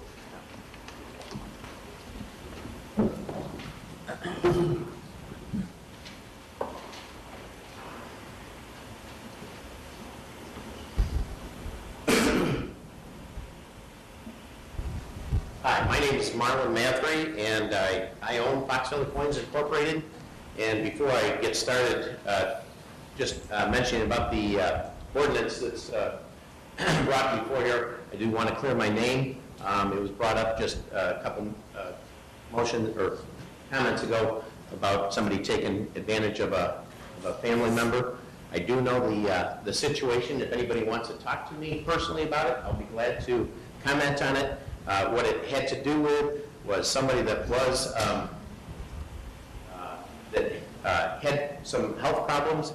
However, he had asked me to come to purchase some coins from him, and he wanted to keep it a secret because he wanted to purchase Christmas presents for his wife. And so I therefore said, okay, I'll do that. It was mentioned at that time that afterwards from, I believe, sister or sister-in-law, I don't recall just exactly who, that they'd like the coins back. And at that point in time, the very next day, I believe it was, or two, I returned the coins. They gave me an envelope, the cash that I had given them, And I said, no, actually, why don't you guys keep this? Because I feel that there was hard feelings about that. And at that point in time, I returned I said, no, you keep that. So I gave them the coins back in their entirety and the currency, or the cash that I paid. Now, about the ordinance, I will say this, that as far as for the Naperville, let's see here. I guess I will say this, it's been mentioned in the past by different people, or by a few, that it really doesn't cost that much to do all this as far as for the stores and what have you.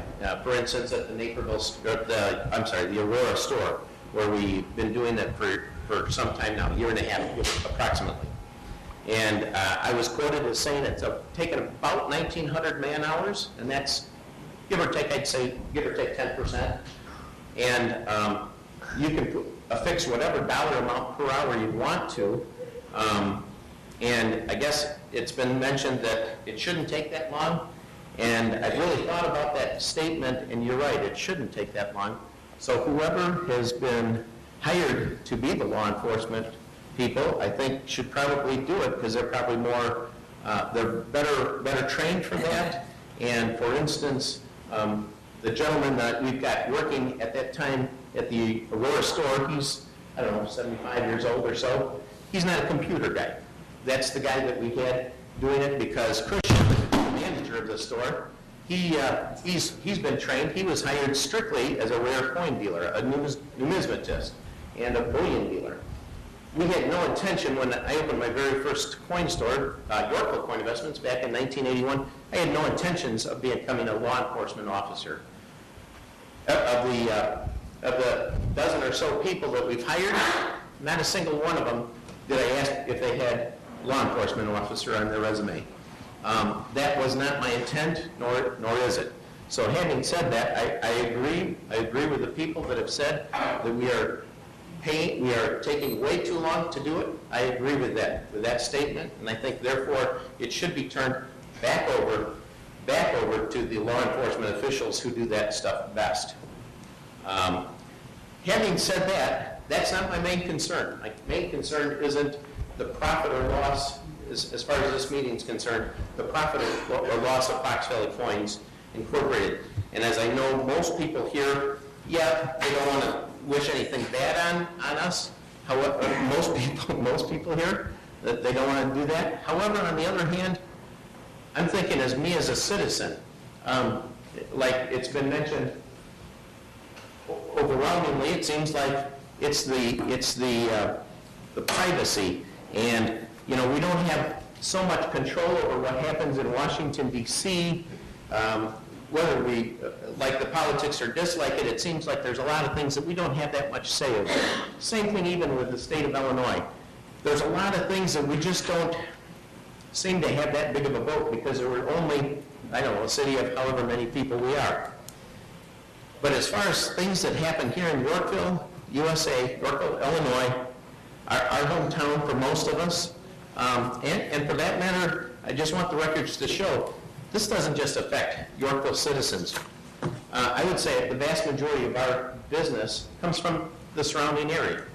We get about an hour radius, but you know what? It affects those people too, because when they do come in to sell their items, then they're going to have to be said, oh, and by the way, Jimmy, you have to show your credit, your driver's license, and hand over your papers and stuff like that, and we have to upload it, and then they get upset and stuff. And even though we say, hey, it's the ordinance, and what I'm talking about is the Aurora ordinance, but I think it'd be almost similar, very similar to the Yorkville, is what's being proposed. And so I would say that at that case, I guess I would just say that it's not so good. The Constitution has been mentioned many times, several times here, and again, I'm just so elated to hear that as being sworn in, that people are, that is part of the oath, is to uphold the Illinois and the Constitution, the U.S. Constitution. and I could certainly read it, but I'm not going to read it again.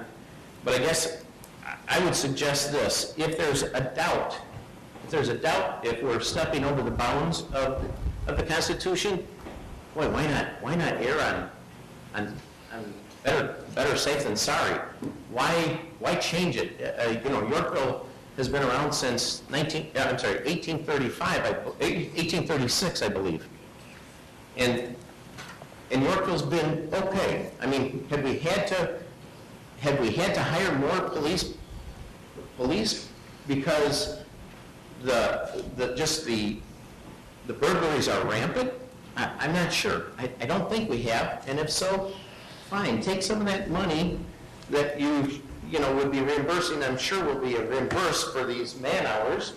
I'm joking a little bit, but like it's been said, okay. Why is it the business owner has to pay for it? If we're doing their job, let them do their job. They know how to do it the best.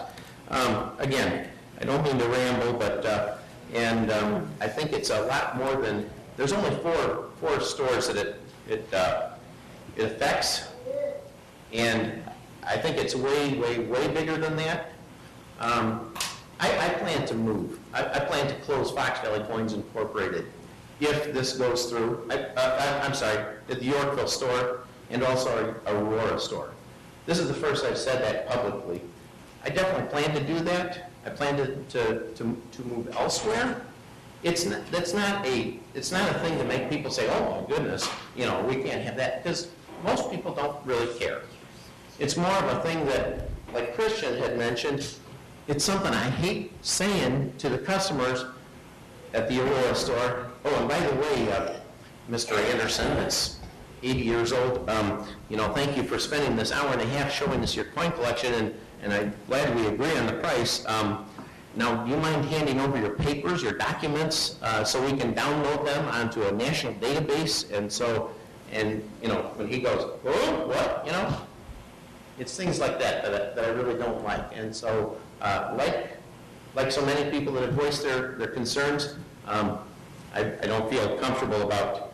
I think it's actually against the Constitution, and I don't pretend to know anything about the Constitution, but just enough to know what it reads, and that's how I read it. So thank you for your time. And again, I want to say this, thank you to the police department. I think they do a great job. And you know what happens to the IRS if all of a sudden we get speeding tickets one after another. I'm teasing you, but thank you to the council as well. Thank you. Thank you.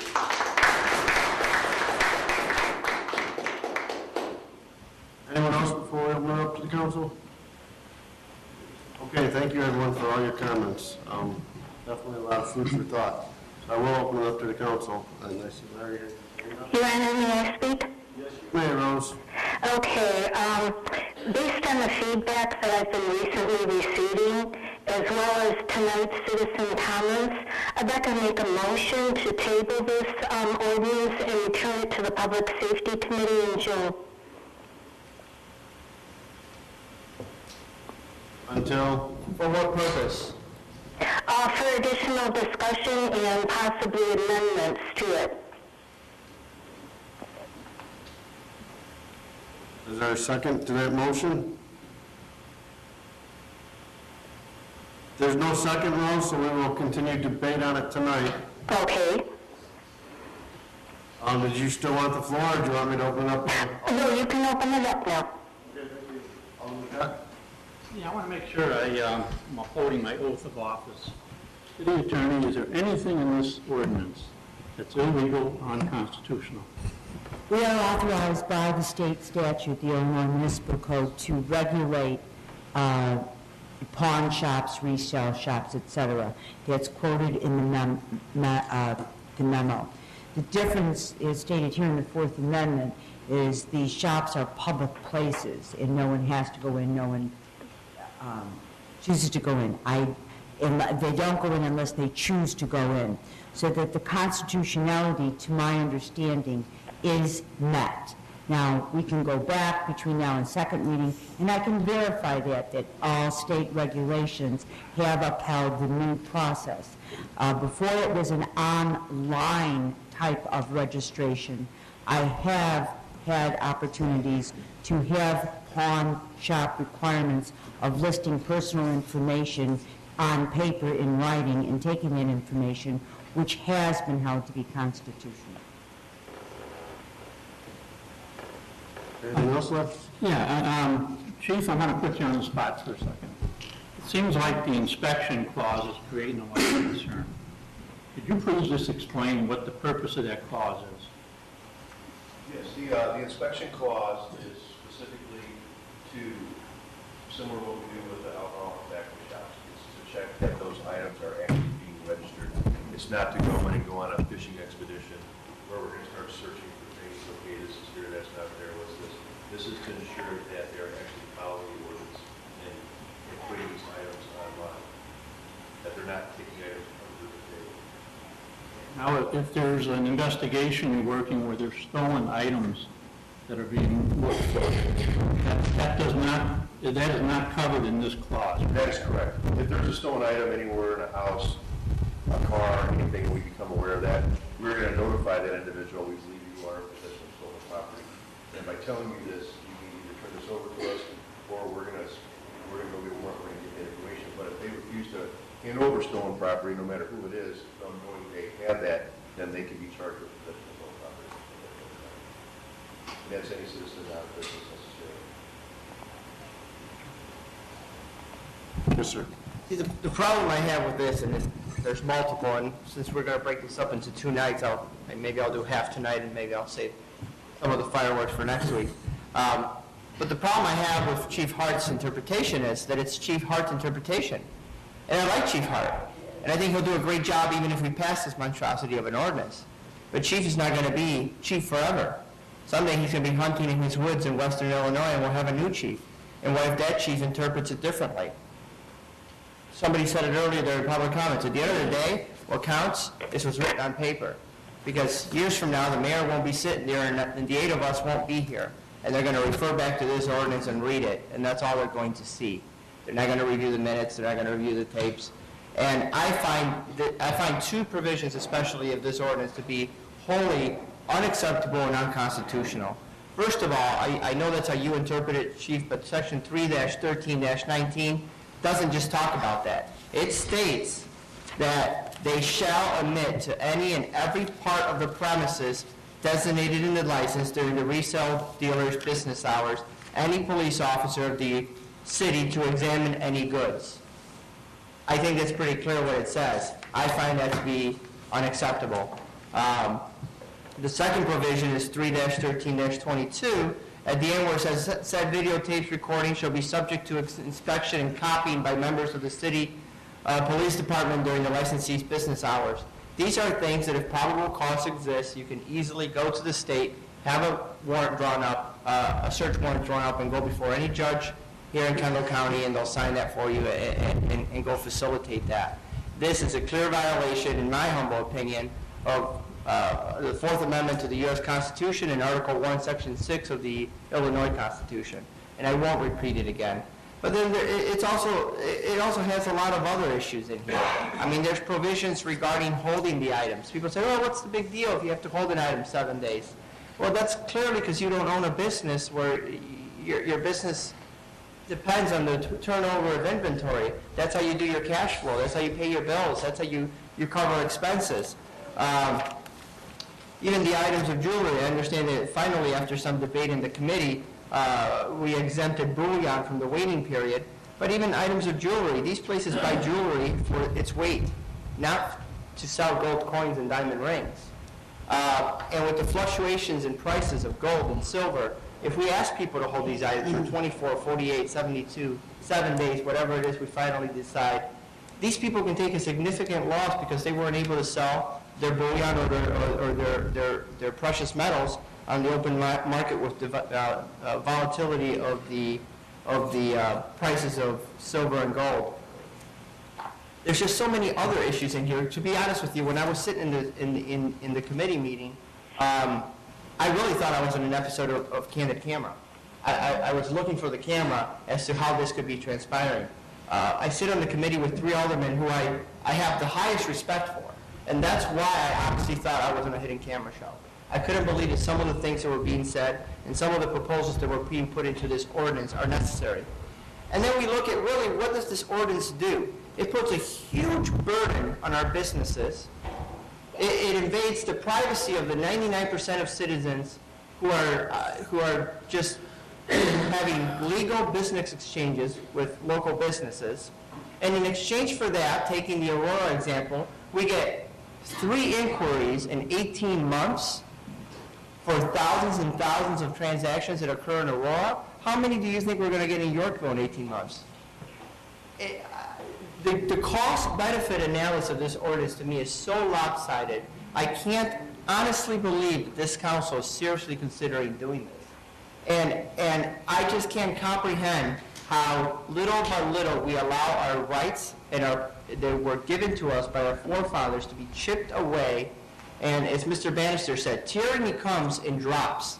And this is another drop in the bucket. And people will mock me, and people will smirk, and people will say, oh, Carlo Colosimo, he's such a right-winger, he's so crazy. I don't really care. The fact of the matter is, if we allow this to continue, sooner or later, that bucket will overflow, and we will say, what happened? I'll tell you what happened. Drop by drop, we allowed this to happen. It is completely unacceptable. Alderman Spears earlier proposed that we table this issue, and I'm not completely against that, Rose, and maybe we'll bring that up soon again and offer another motion. But I wanted to have some discussion today, because it has to get up in the open, and that's why I didn't second your motion, Rose.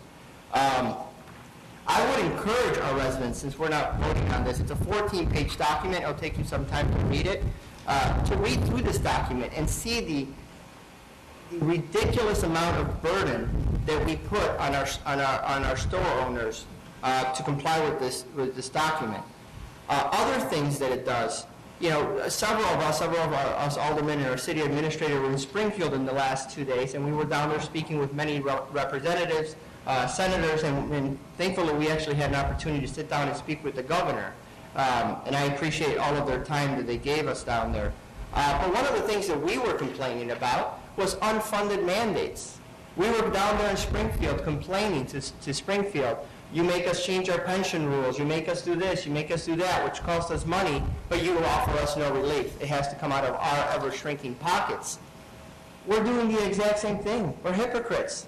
We're telling these business owners, okay, now you have to make sure that your security system does, gets clear pictures, that it gets, that you're able to do this. We have to make sure you have a valid and high-speed internet connection going at all times. You have to get the software up and going. You have to train your employees. Everything that I just listed costs money and takes time, and it's an unfunded mandate. So everything that we're down in Springfield in the last 48 hours complaining about, we now sit here today and we're going to ask other people to do the same thing. And I'm going to stop because I can go on and on and on and on this thing forever, and I will next week if this thing sees the light of day. But at the end of the day, I do take my oaths of office very seriously. I took an oath when I became a U.S. citizen, I took an oath when I became an officer in the military, and I took an oath when I became an alderman. And I do take the oath to protect and defend the Constitution of the United States and the state of Illinois very seriously. So if you can tell me how in reality, with a straight face, you can say that allowing it, and with Rich's interpretation to the side, but just reading the text of this ordinance, how you can tell me that's constitutional, I would love to hear it. And I will give everybody the opportunity to contact me and explain that to me. So I would propose, and I won't propose it yet, but something for the aldermen to think about when everybody has a chance to speak, that we kick this longer than in 2 weeks. I would like it to come back to public safety so we can hash it out again. But with that, I will yield the floor today. Thank you, Mr. Mayor. Thank you, Carol.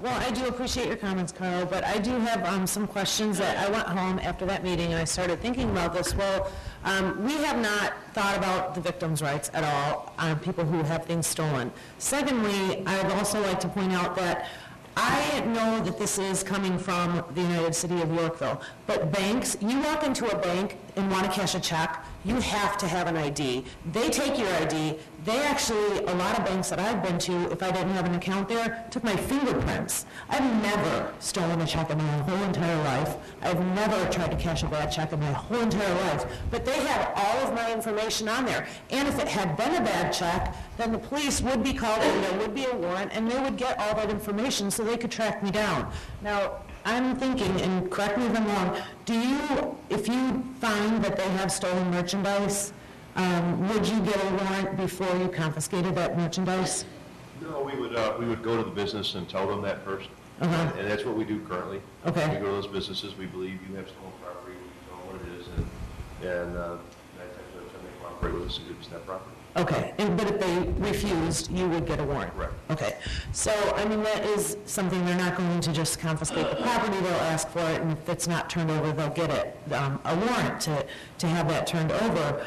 But I know that, I understand what you're saying, that this is from the government doing this, but the problem is at a bank, it's different because they have a paper trail. They know exactly where this money was supposed to come from, they know who the person is. But in this situation, someone who has a ring stolen or someone who has things stolen, that merchandise is gone. There's no more proof. The bank has all kinds of proof that you've cashed a bad check. It is very similar, not to mention the fact that if you do a transaction over a certain amount, the government requests or requires you to get ID. And, I am kind of torn on this, but I do believe that we're not thinking about the victim, we're enabling crime. We're enabling crime on this. So that's how I feel about this, because I did go home and I've been thinking about it for a long time without even talking to any other aldermen or any other people, just kind of mulling it over in my mind, and this is what I came up with. And there is no way, once those items are gone, to get them back, and there's no way to prove that they were actually in the store unless there is documentation and pictures and something that, that we have something on file, that they keep something on file somehow. Maybe there's a way we can do it that way, but the only thing is, if it's an unwritten rule, we can't enforce it. We can't enforce this, and I think we need to take the victims, of crimes into account too when we're making this decision. That's all. Thank you, Alderman Keenan. Anyone else? Maybe this is to Bart or maybe Rob. What is the 4 businesses, what's their revenue to the city impact? We know that number? Wouldn't be public information. And I'm not sure which of their transactions are There's no way subject to sales tax. Yeah. So, I mean, off the top of my head, I don't know, and if I did, it'd be, at least from a sales tax perspective, it'd be confidential. There would be a loss in revenue. Say. If they were to move out? Yeah. Yes, if they generate sales tax and move out. The other thing is, it wasn't long ago, we had an issue in public safety, and it never got out of that committee, and it was because we didn't have the manpower, and it was because we wanted to make the police want to supervise and certify those items, and there's some town that could have done that certification. But now, in this case here, we're talking about doing the exact opposite that was mentioned then, so that's a concern I have too. I'll speak if everybody else is first. Every law that we place in effect creates a burden on somebody. You have to weigh that against what is the benefit to those that the law is intended to help.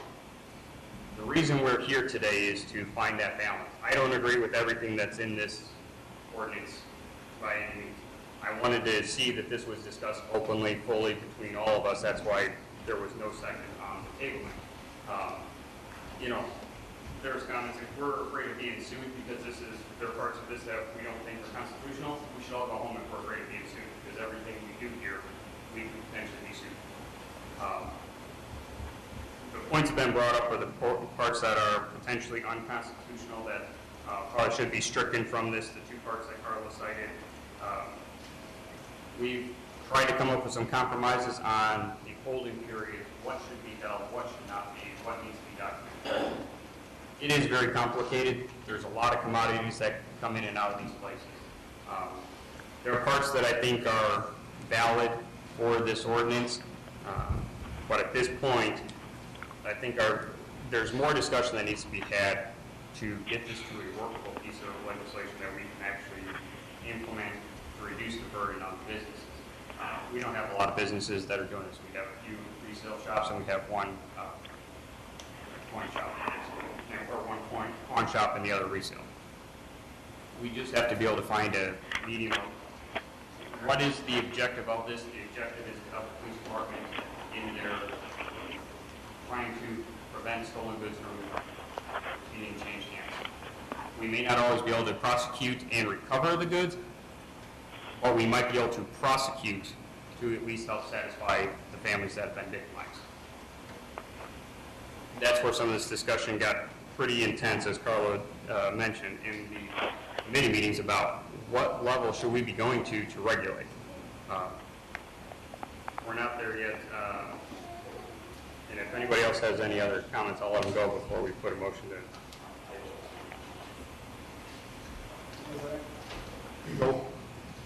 In my line of work, I deal with a lot of controlled substances, and one of the things that I had to do over the past 5 to 10 years is figure out a way to report the business that you do due to specific safety, especially in controlled substances. And I've installed scanners, we've done secure servers, we had to hire a company to kind of install all this stuff. And yeah, at the time I was kind of upset at the fact that I'm spending all this money and I'm just giving you information. It doesn't make any sense. Why are we doing this? And then came to the topic of, well, if we're worried about the privacy of the person, should we not be submitting this information about controlled substances to a specific state? Come to find out that all of those submissions are to kind of regulate me, which I'm perfectly okay with giving you whatever you want related to my business with the exception of people's names. So I understand the privacy aspect, but I'm also pretty certain that the fact that you're documenting everything, taking a picture, who you did what with and what you sold, what you paid for what. Yeah, it might seem like a pain in the rear as it starts. But as someone who constantly has to report what he does every day, every second of every day, every year, to a specific government, whether which state, Illinois, Indiana, Wisconsin, Michigan, wherever it is, I understand the merit in that. I understand that you might not want to provide some of that information, but the other day I had to buy some decongestant and I was carded for it. I wasn't upset by it. I was kind of shocked, but then I realized that we also live in the meth belt. Well, we're in a new America, and I'm not for giving up, constitutional rights. But I see merit in this somewhere. So I think it makes sense to kind of screw up the ordinance as it is right now, remove or significantly reword the inspection of premises provision, and then possibly spell out a little bit of a simpler whole program, or scrub it all together. I'm not really worried about that. But then again, that's not my business. I don't have any interests that are related to the pawn shops. I don't have anything against them, but I don't see how inspection of premises, the way that it's written right now, would kind of be beneficial if we didn't have Rich and Steve. So I see merit, but we got to scrub it a little bit. Anyone else? Just a brief follow-up. I think the overriding concern I have here is, one of our speakers earlier says, keeping Yorkville residents safe. And by not passing some form of this ordinance, we're basically saying to outside residents, Yorkville is now a destination for individuals looking to get rid of illegally obtained goods. I'm not going to give details, but it's already happened. And we're basically putting a sign up, come to Yorkville, we don't care what you're bringing in. And personally, this is not the type of individuals I want to see coming to our town. And it's, like I said, it's happening already. And unless we pass something, it's going to continue to happen. It's probably going to get worse. So I think we can work with this ordinance. I do have some concerns with it, but I'd like to see us move forward and try to take care of these concerns.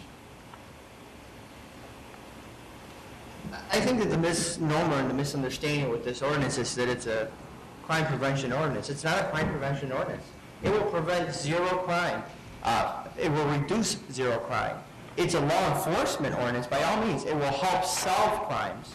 But there's a clear distinction between an ordinance that helps to solve a crime and an ordinance that helps to prevent a crime. Crime prevention is great, but even if we pass this ordinance, Nobody's gonna say, I'm gonna go burglarize this house. Oh, wait, I can't sell the stuff I steal in Yorkville anymore. I better not go burglarize the house. They're still gonna burglarize the house. Sure, they're gonna go somewhere else and sell it. I understand that. And then it becomes a tool for law enforcement to assist in the prosecution and the investigation. That I understand. But in no way, shape, or form should this fool anybody to believe that this is a crime prevention ordinance. It is not. It is a crime enforcement ordinance, which there's a clear distinction between the two. My opinion. You obviously disagree. I disagree with that. I mean, if you're keeping people out of your town that have criminal intent, you're preventing crime. Because you're not inviting these people into your community. Because not only are they going to come and pawn items and resell items, who knows what else they're going to be doing. It's just a fact. It's happening. You can't put our head in the sand and think it's not. And what I also think should happen is this has to become a county-wide situation. I'd like to see every other community in Kendall County adopt something similar to what we have. That levels the playing field. Okay, well, great I make a motion to table this to public safety at the next meeting, and, we'll get to that, but at the next public safety meeting, which I guess is a cow. Oh, okay. Yeah, which is what I'm referring to. Okay, so I guess debate for tonight, well, I have a motion on the floor to table this back to Public Safety Committee. So moved. Second. Sorry, second. Okay, roll call on the motion to table. Yes. Why are we bringing it back to public safety? We've discussed this twice in public safety. We discussed it a third time tonight. Why don't we instruct staff to take some of the comments and maybe rewrite this ordinance and bring it back to this full city council? To bounce it back and forth, this thing's going to drag out for months. Well, unfortunately, for the next 3 months, we're in cow. So it's still going to be in front of the full city council when we bring it back to public safety.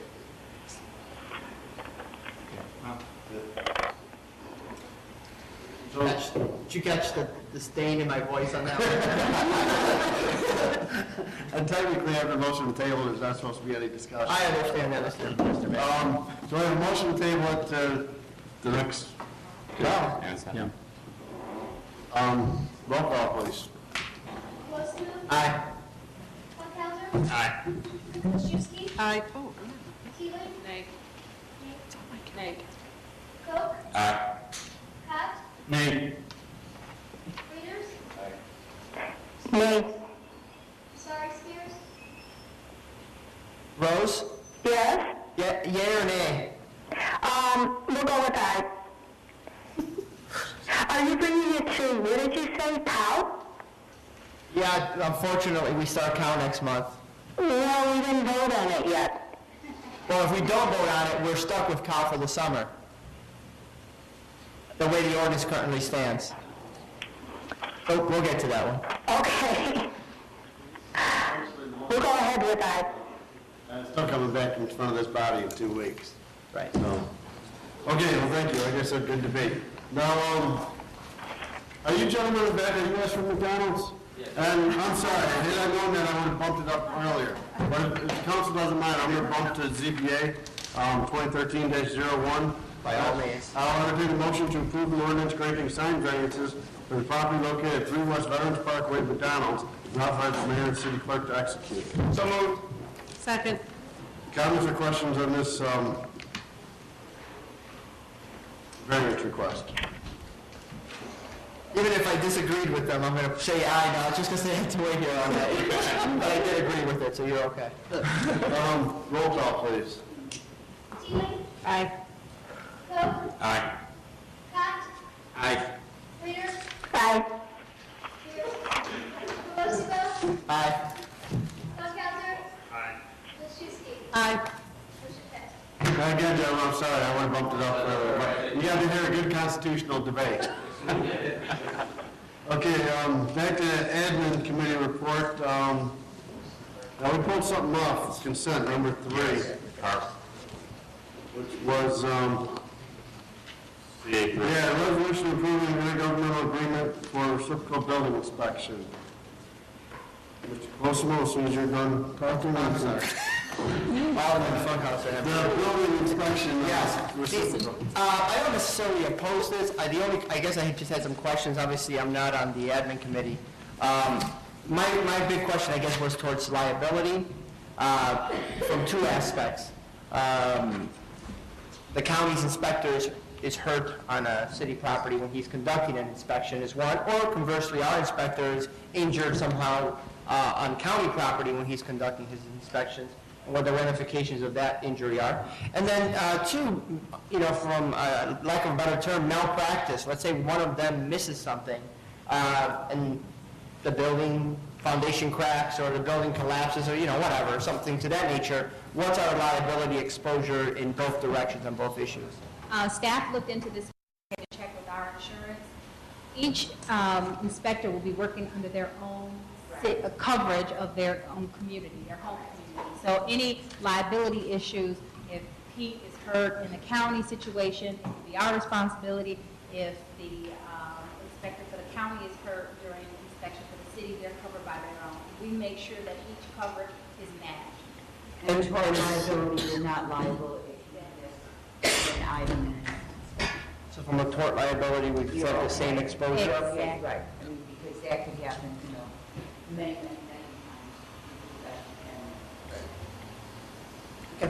Like I said, I didn't have any objection, I just kind of had a question. Did you have some? Yeah, there's also, when you adopt the building codes, in there's also a clause in the very beginning in the admin section of the building code that basically, it absolves the city and the inspector personally from any liability as long as we're attempting to do our job with the most, as long as we're not,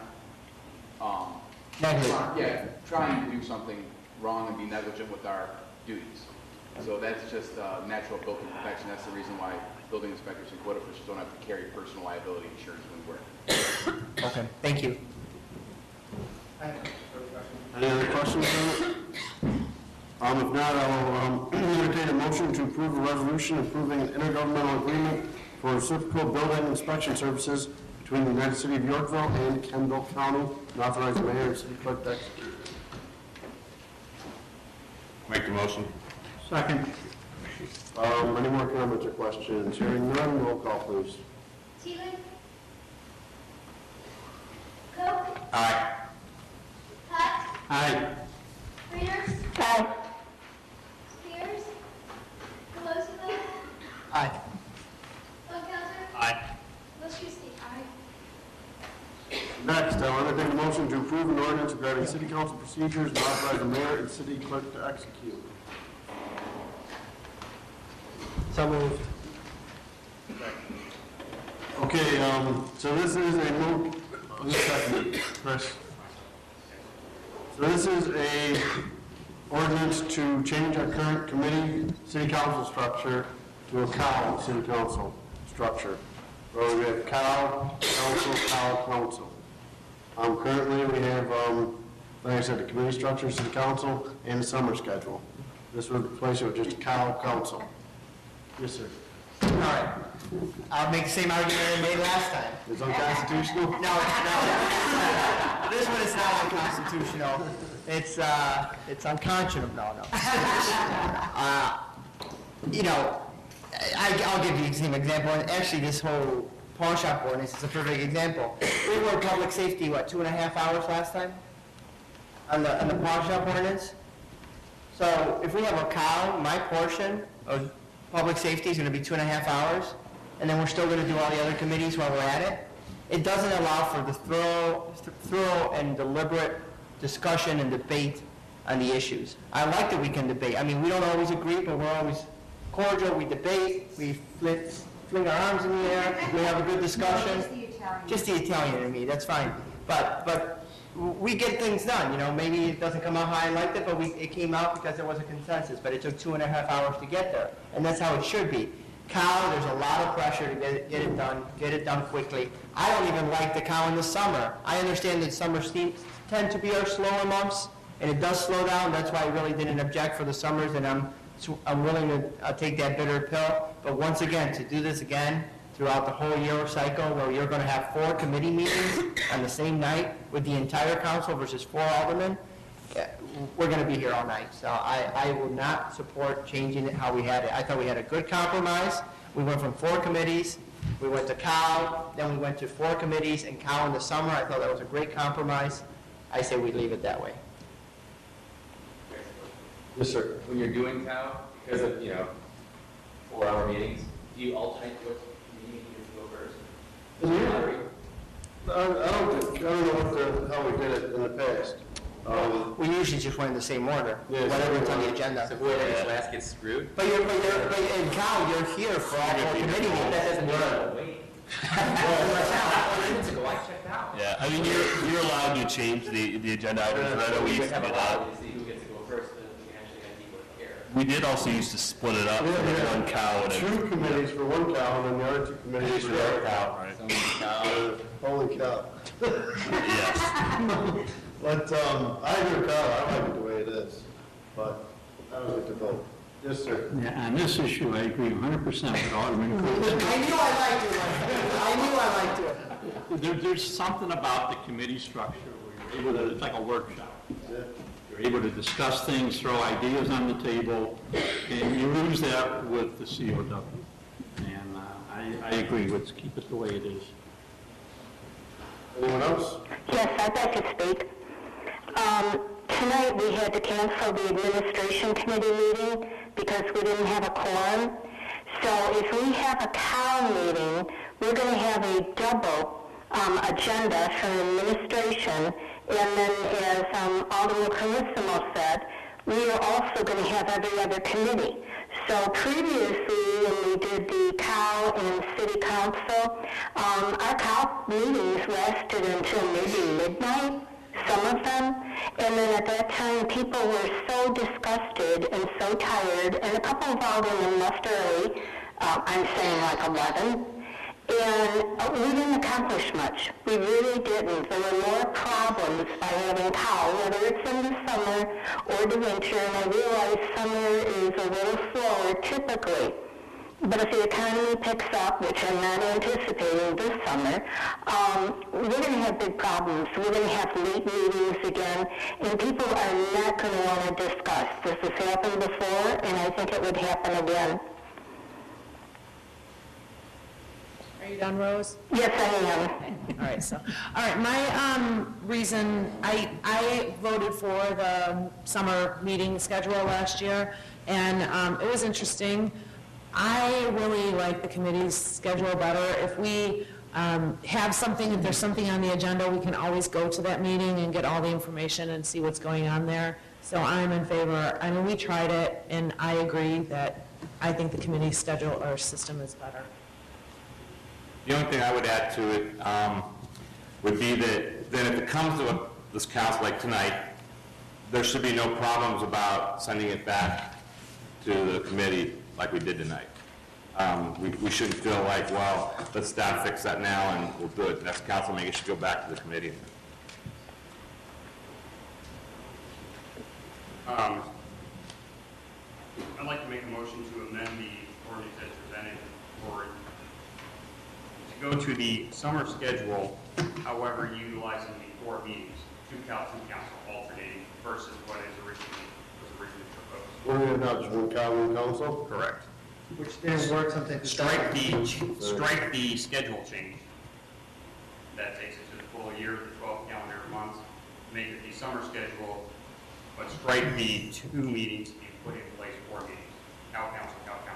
Or just go to the regular committee structure year round.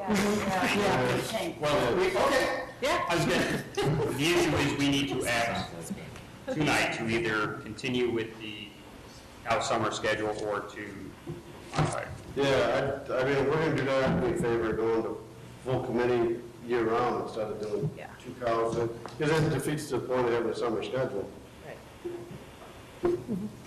So I'm going either way. Currently, for a point of clarification, currently the ordinance is during the summer we have 2 meetings. One is a city council meeting, one is a cow. I would like to make a motion to strike that provision of the governing ordinance and make regular committee meetings 12 months per year. Could you repeat that? I'm sorry, I couldn't hear you. Rose, I want to strike the provision with the one city council, one count per month during the summer, and amend the ordinance to read that the city will have 2 city council meetings per year and the regular committee meetings, 2 city council meetings per month, and the regular committee meetings 12 months a year. There's no more switching in the summer. Okay, I would support that. Okay, comments or questions on the amendment? My only concern, just like in the game, is that if people have plans, vacation plans or make plans based on the schedule we already have, just meetings. So, other than that, any comments or questions on the amendment to go full-time committee, get rid of the summer schedule? If there are people who have made arrangements for vacations in that, can we look at our schedules and see if we can come up with a, you know, an alternate date? Yeah, I think you can do that at the committee level. Yeah. With the chairman. No, I mean, that's not like a huge big deal. No. Any other comments or questions on that amendment? Roll call, please. Aye. Aye. Oh, aye. Aye. Aye. Aye.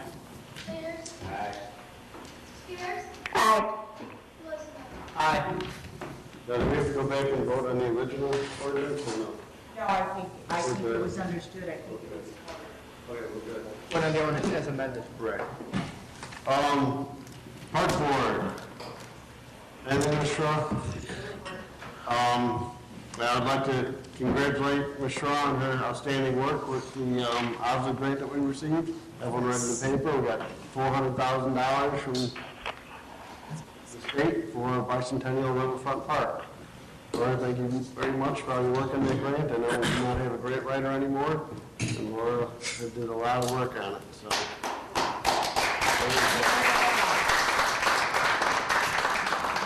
And Mr. Mayor, just so you know, when we met with DNR in Springfield yesterday, they actually brought up the OSLA grants, and they stated that they had so many applications that they were only able to fund about 10% of the application. So based on their work here with their staff, they were able to squeeze it into that top 10% tier. So it's not like 50% of these people got the grants, it was 10%. So excellent work. But to expand on that, they said that they had 10 times the amount of applications as well. So 10% plus 10 times the standard or the normal volume, so great job. Okay, anything for planning commission? Nothing?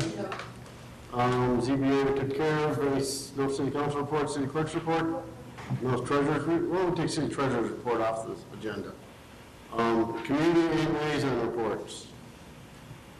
Yes. I would just like to talk about our trip to Springfield. It was a really great time. We met the governor, which was very nice that he invited us into his office to sit down and talk to him, and any kind of concerns that we had. He took time with each of us at the end of the meeting to talk to us if we had anything. Metro West did a great job putting together our agenda of different things that we were going to talk about with the legislators, particularly the one thing that the bill that they want to have someone sponsor, one of the representatives sponsor, which that would be great. I don't know if you want to talk about that or you know about that. Yeah, the home rule light. They were Yes, yeah, it was very good. They were very receptive to it, and just all making sure that we're still going to get our share of the money, the taxes, so it keeps coming back to Yorkville. That was brought up again and again. I think they were hammered over the head with it. So it was very good for us to go. I'm very glad we went. Good. I heard from my contacts in Springfield that the governor was booked that day, but you heard a contingent from Yorkville was down there and made time in the schedule. That's awesome. To get you guys in, so that's good. And honestly, I thought it was going to be a 5-minute pat on the head and off we went. We were there for more than half an hour. Yeah. I mean, so I was grateful for the time. Very cool. Metro West is worth every penny we pay for membership. They did a great job of putting that And together. everybody should be commended. Yes. Getting us the appointments with these, our legislators, getting the agenda put together on what we were going to talk about with them. It was very organized, very orderly. It was It was nice. And the agenda changed 20 times, but it was still, it still went off without a hitch. Yeah. Yeah, because you had to accommodate their schedules, obviously, but Right. it was flawless. But it's nice when you go down there under the Metro West flag, you're speaking with a huge voice. Yeah. You're representing 750,000 people under Metro West, so. Good, pretty cool. Any other community liaison reports? Alrighty, staff reports, none? No report? Additional business? We do not need the executive session. Hey, Your Honor. Just one small item here. Just want to thank the Conservation Foundation and the U of I Extension. I don't know if anybody's been down by the river, but a week ago Saturday, they planted that rain garden down there and see firsthand what they do, and it's a great addition. It's nice to see everybody working together on a project like this. Hopefully we can do more in the future, but I just want to personally thank everybody that was involved in that. Very good. Anything else? Any citizen comments? You've done them in. Meeting adjourned.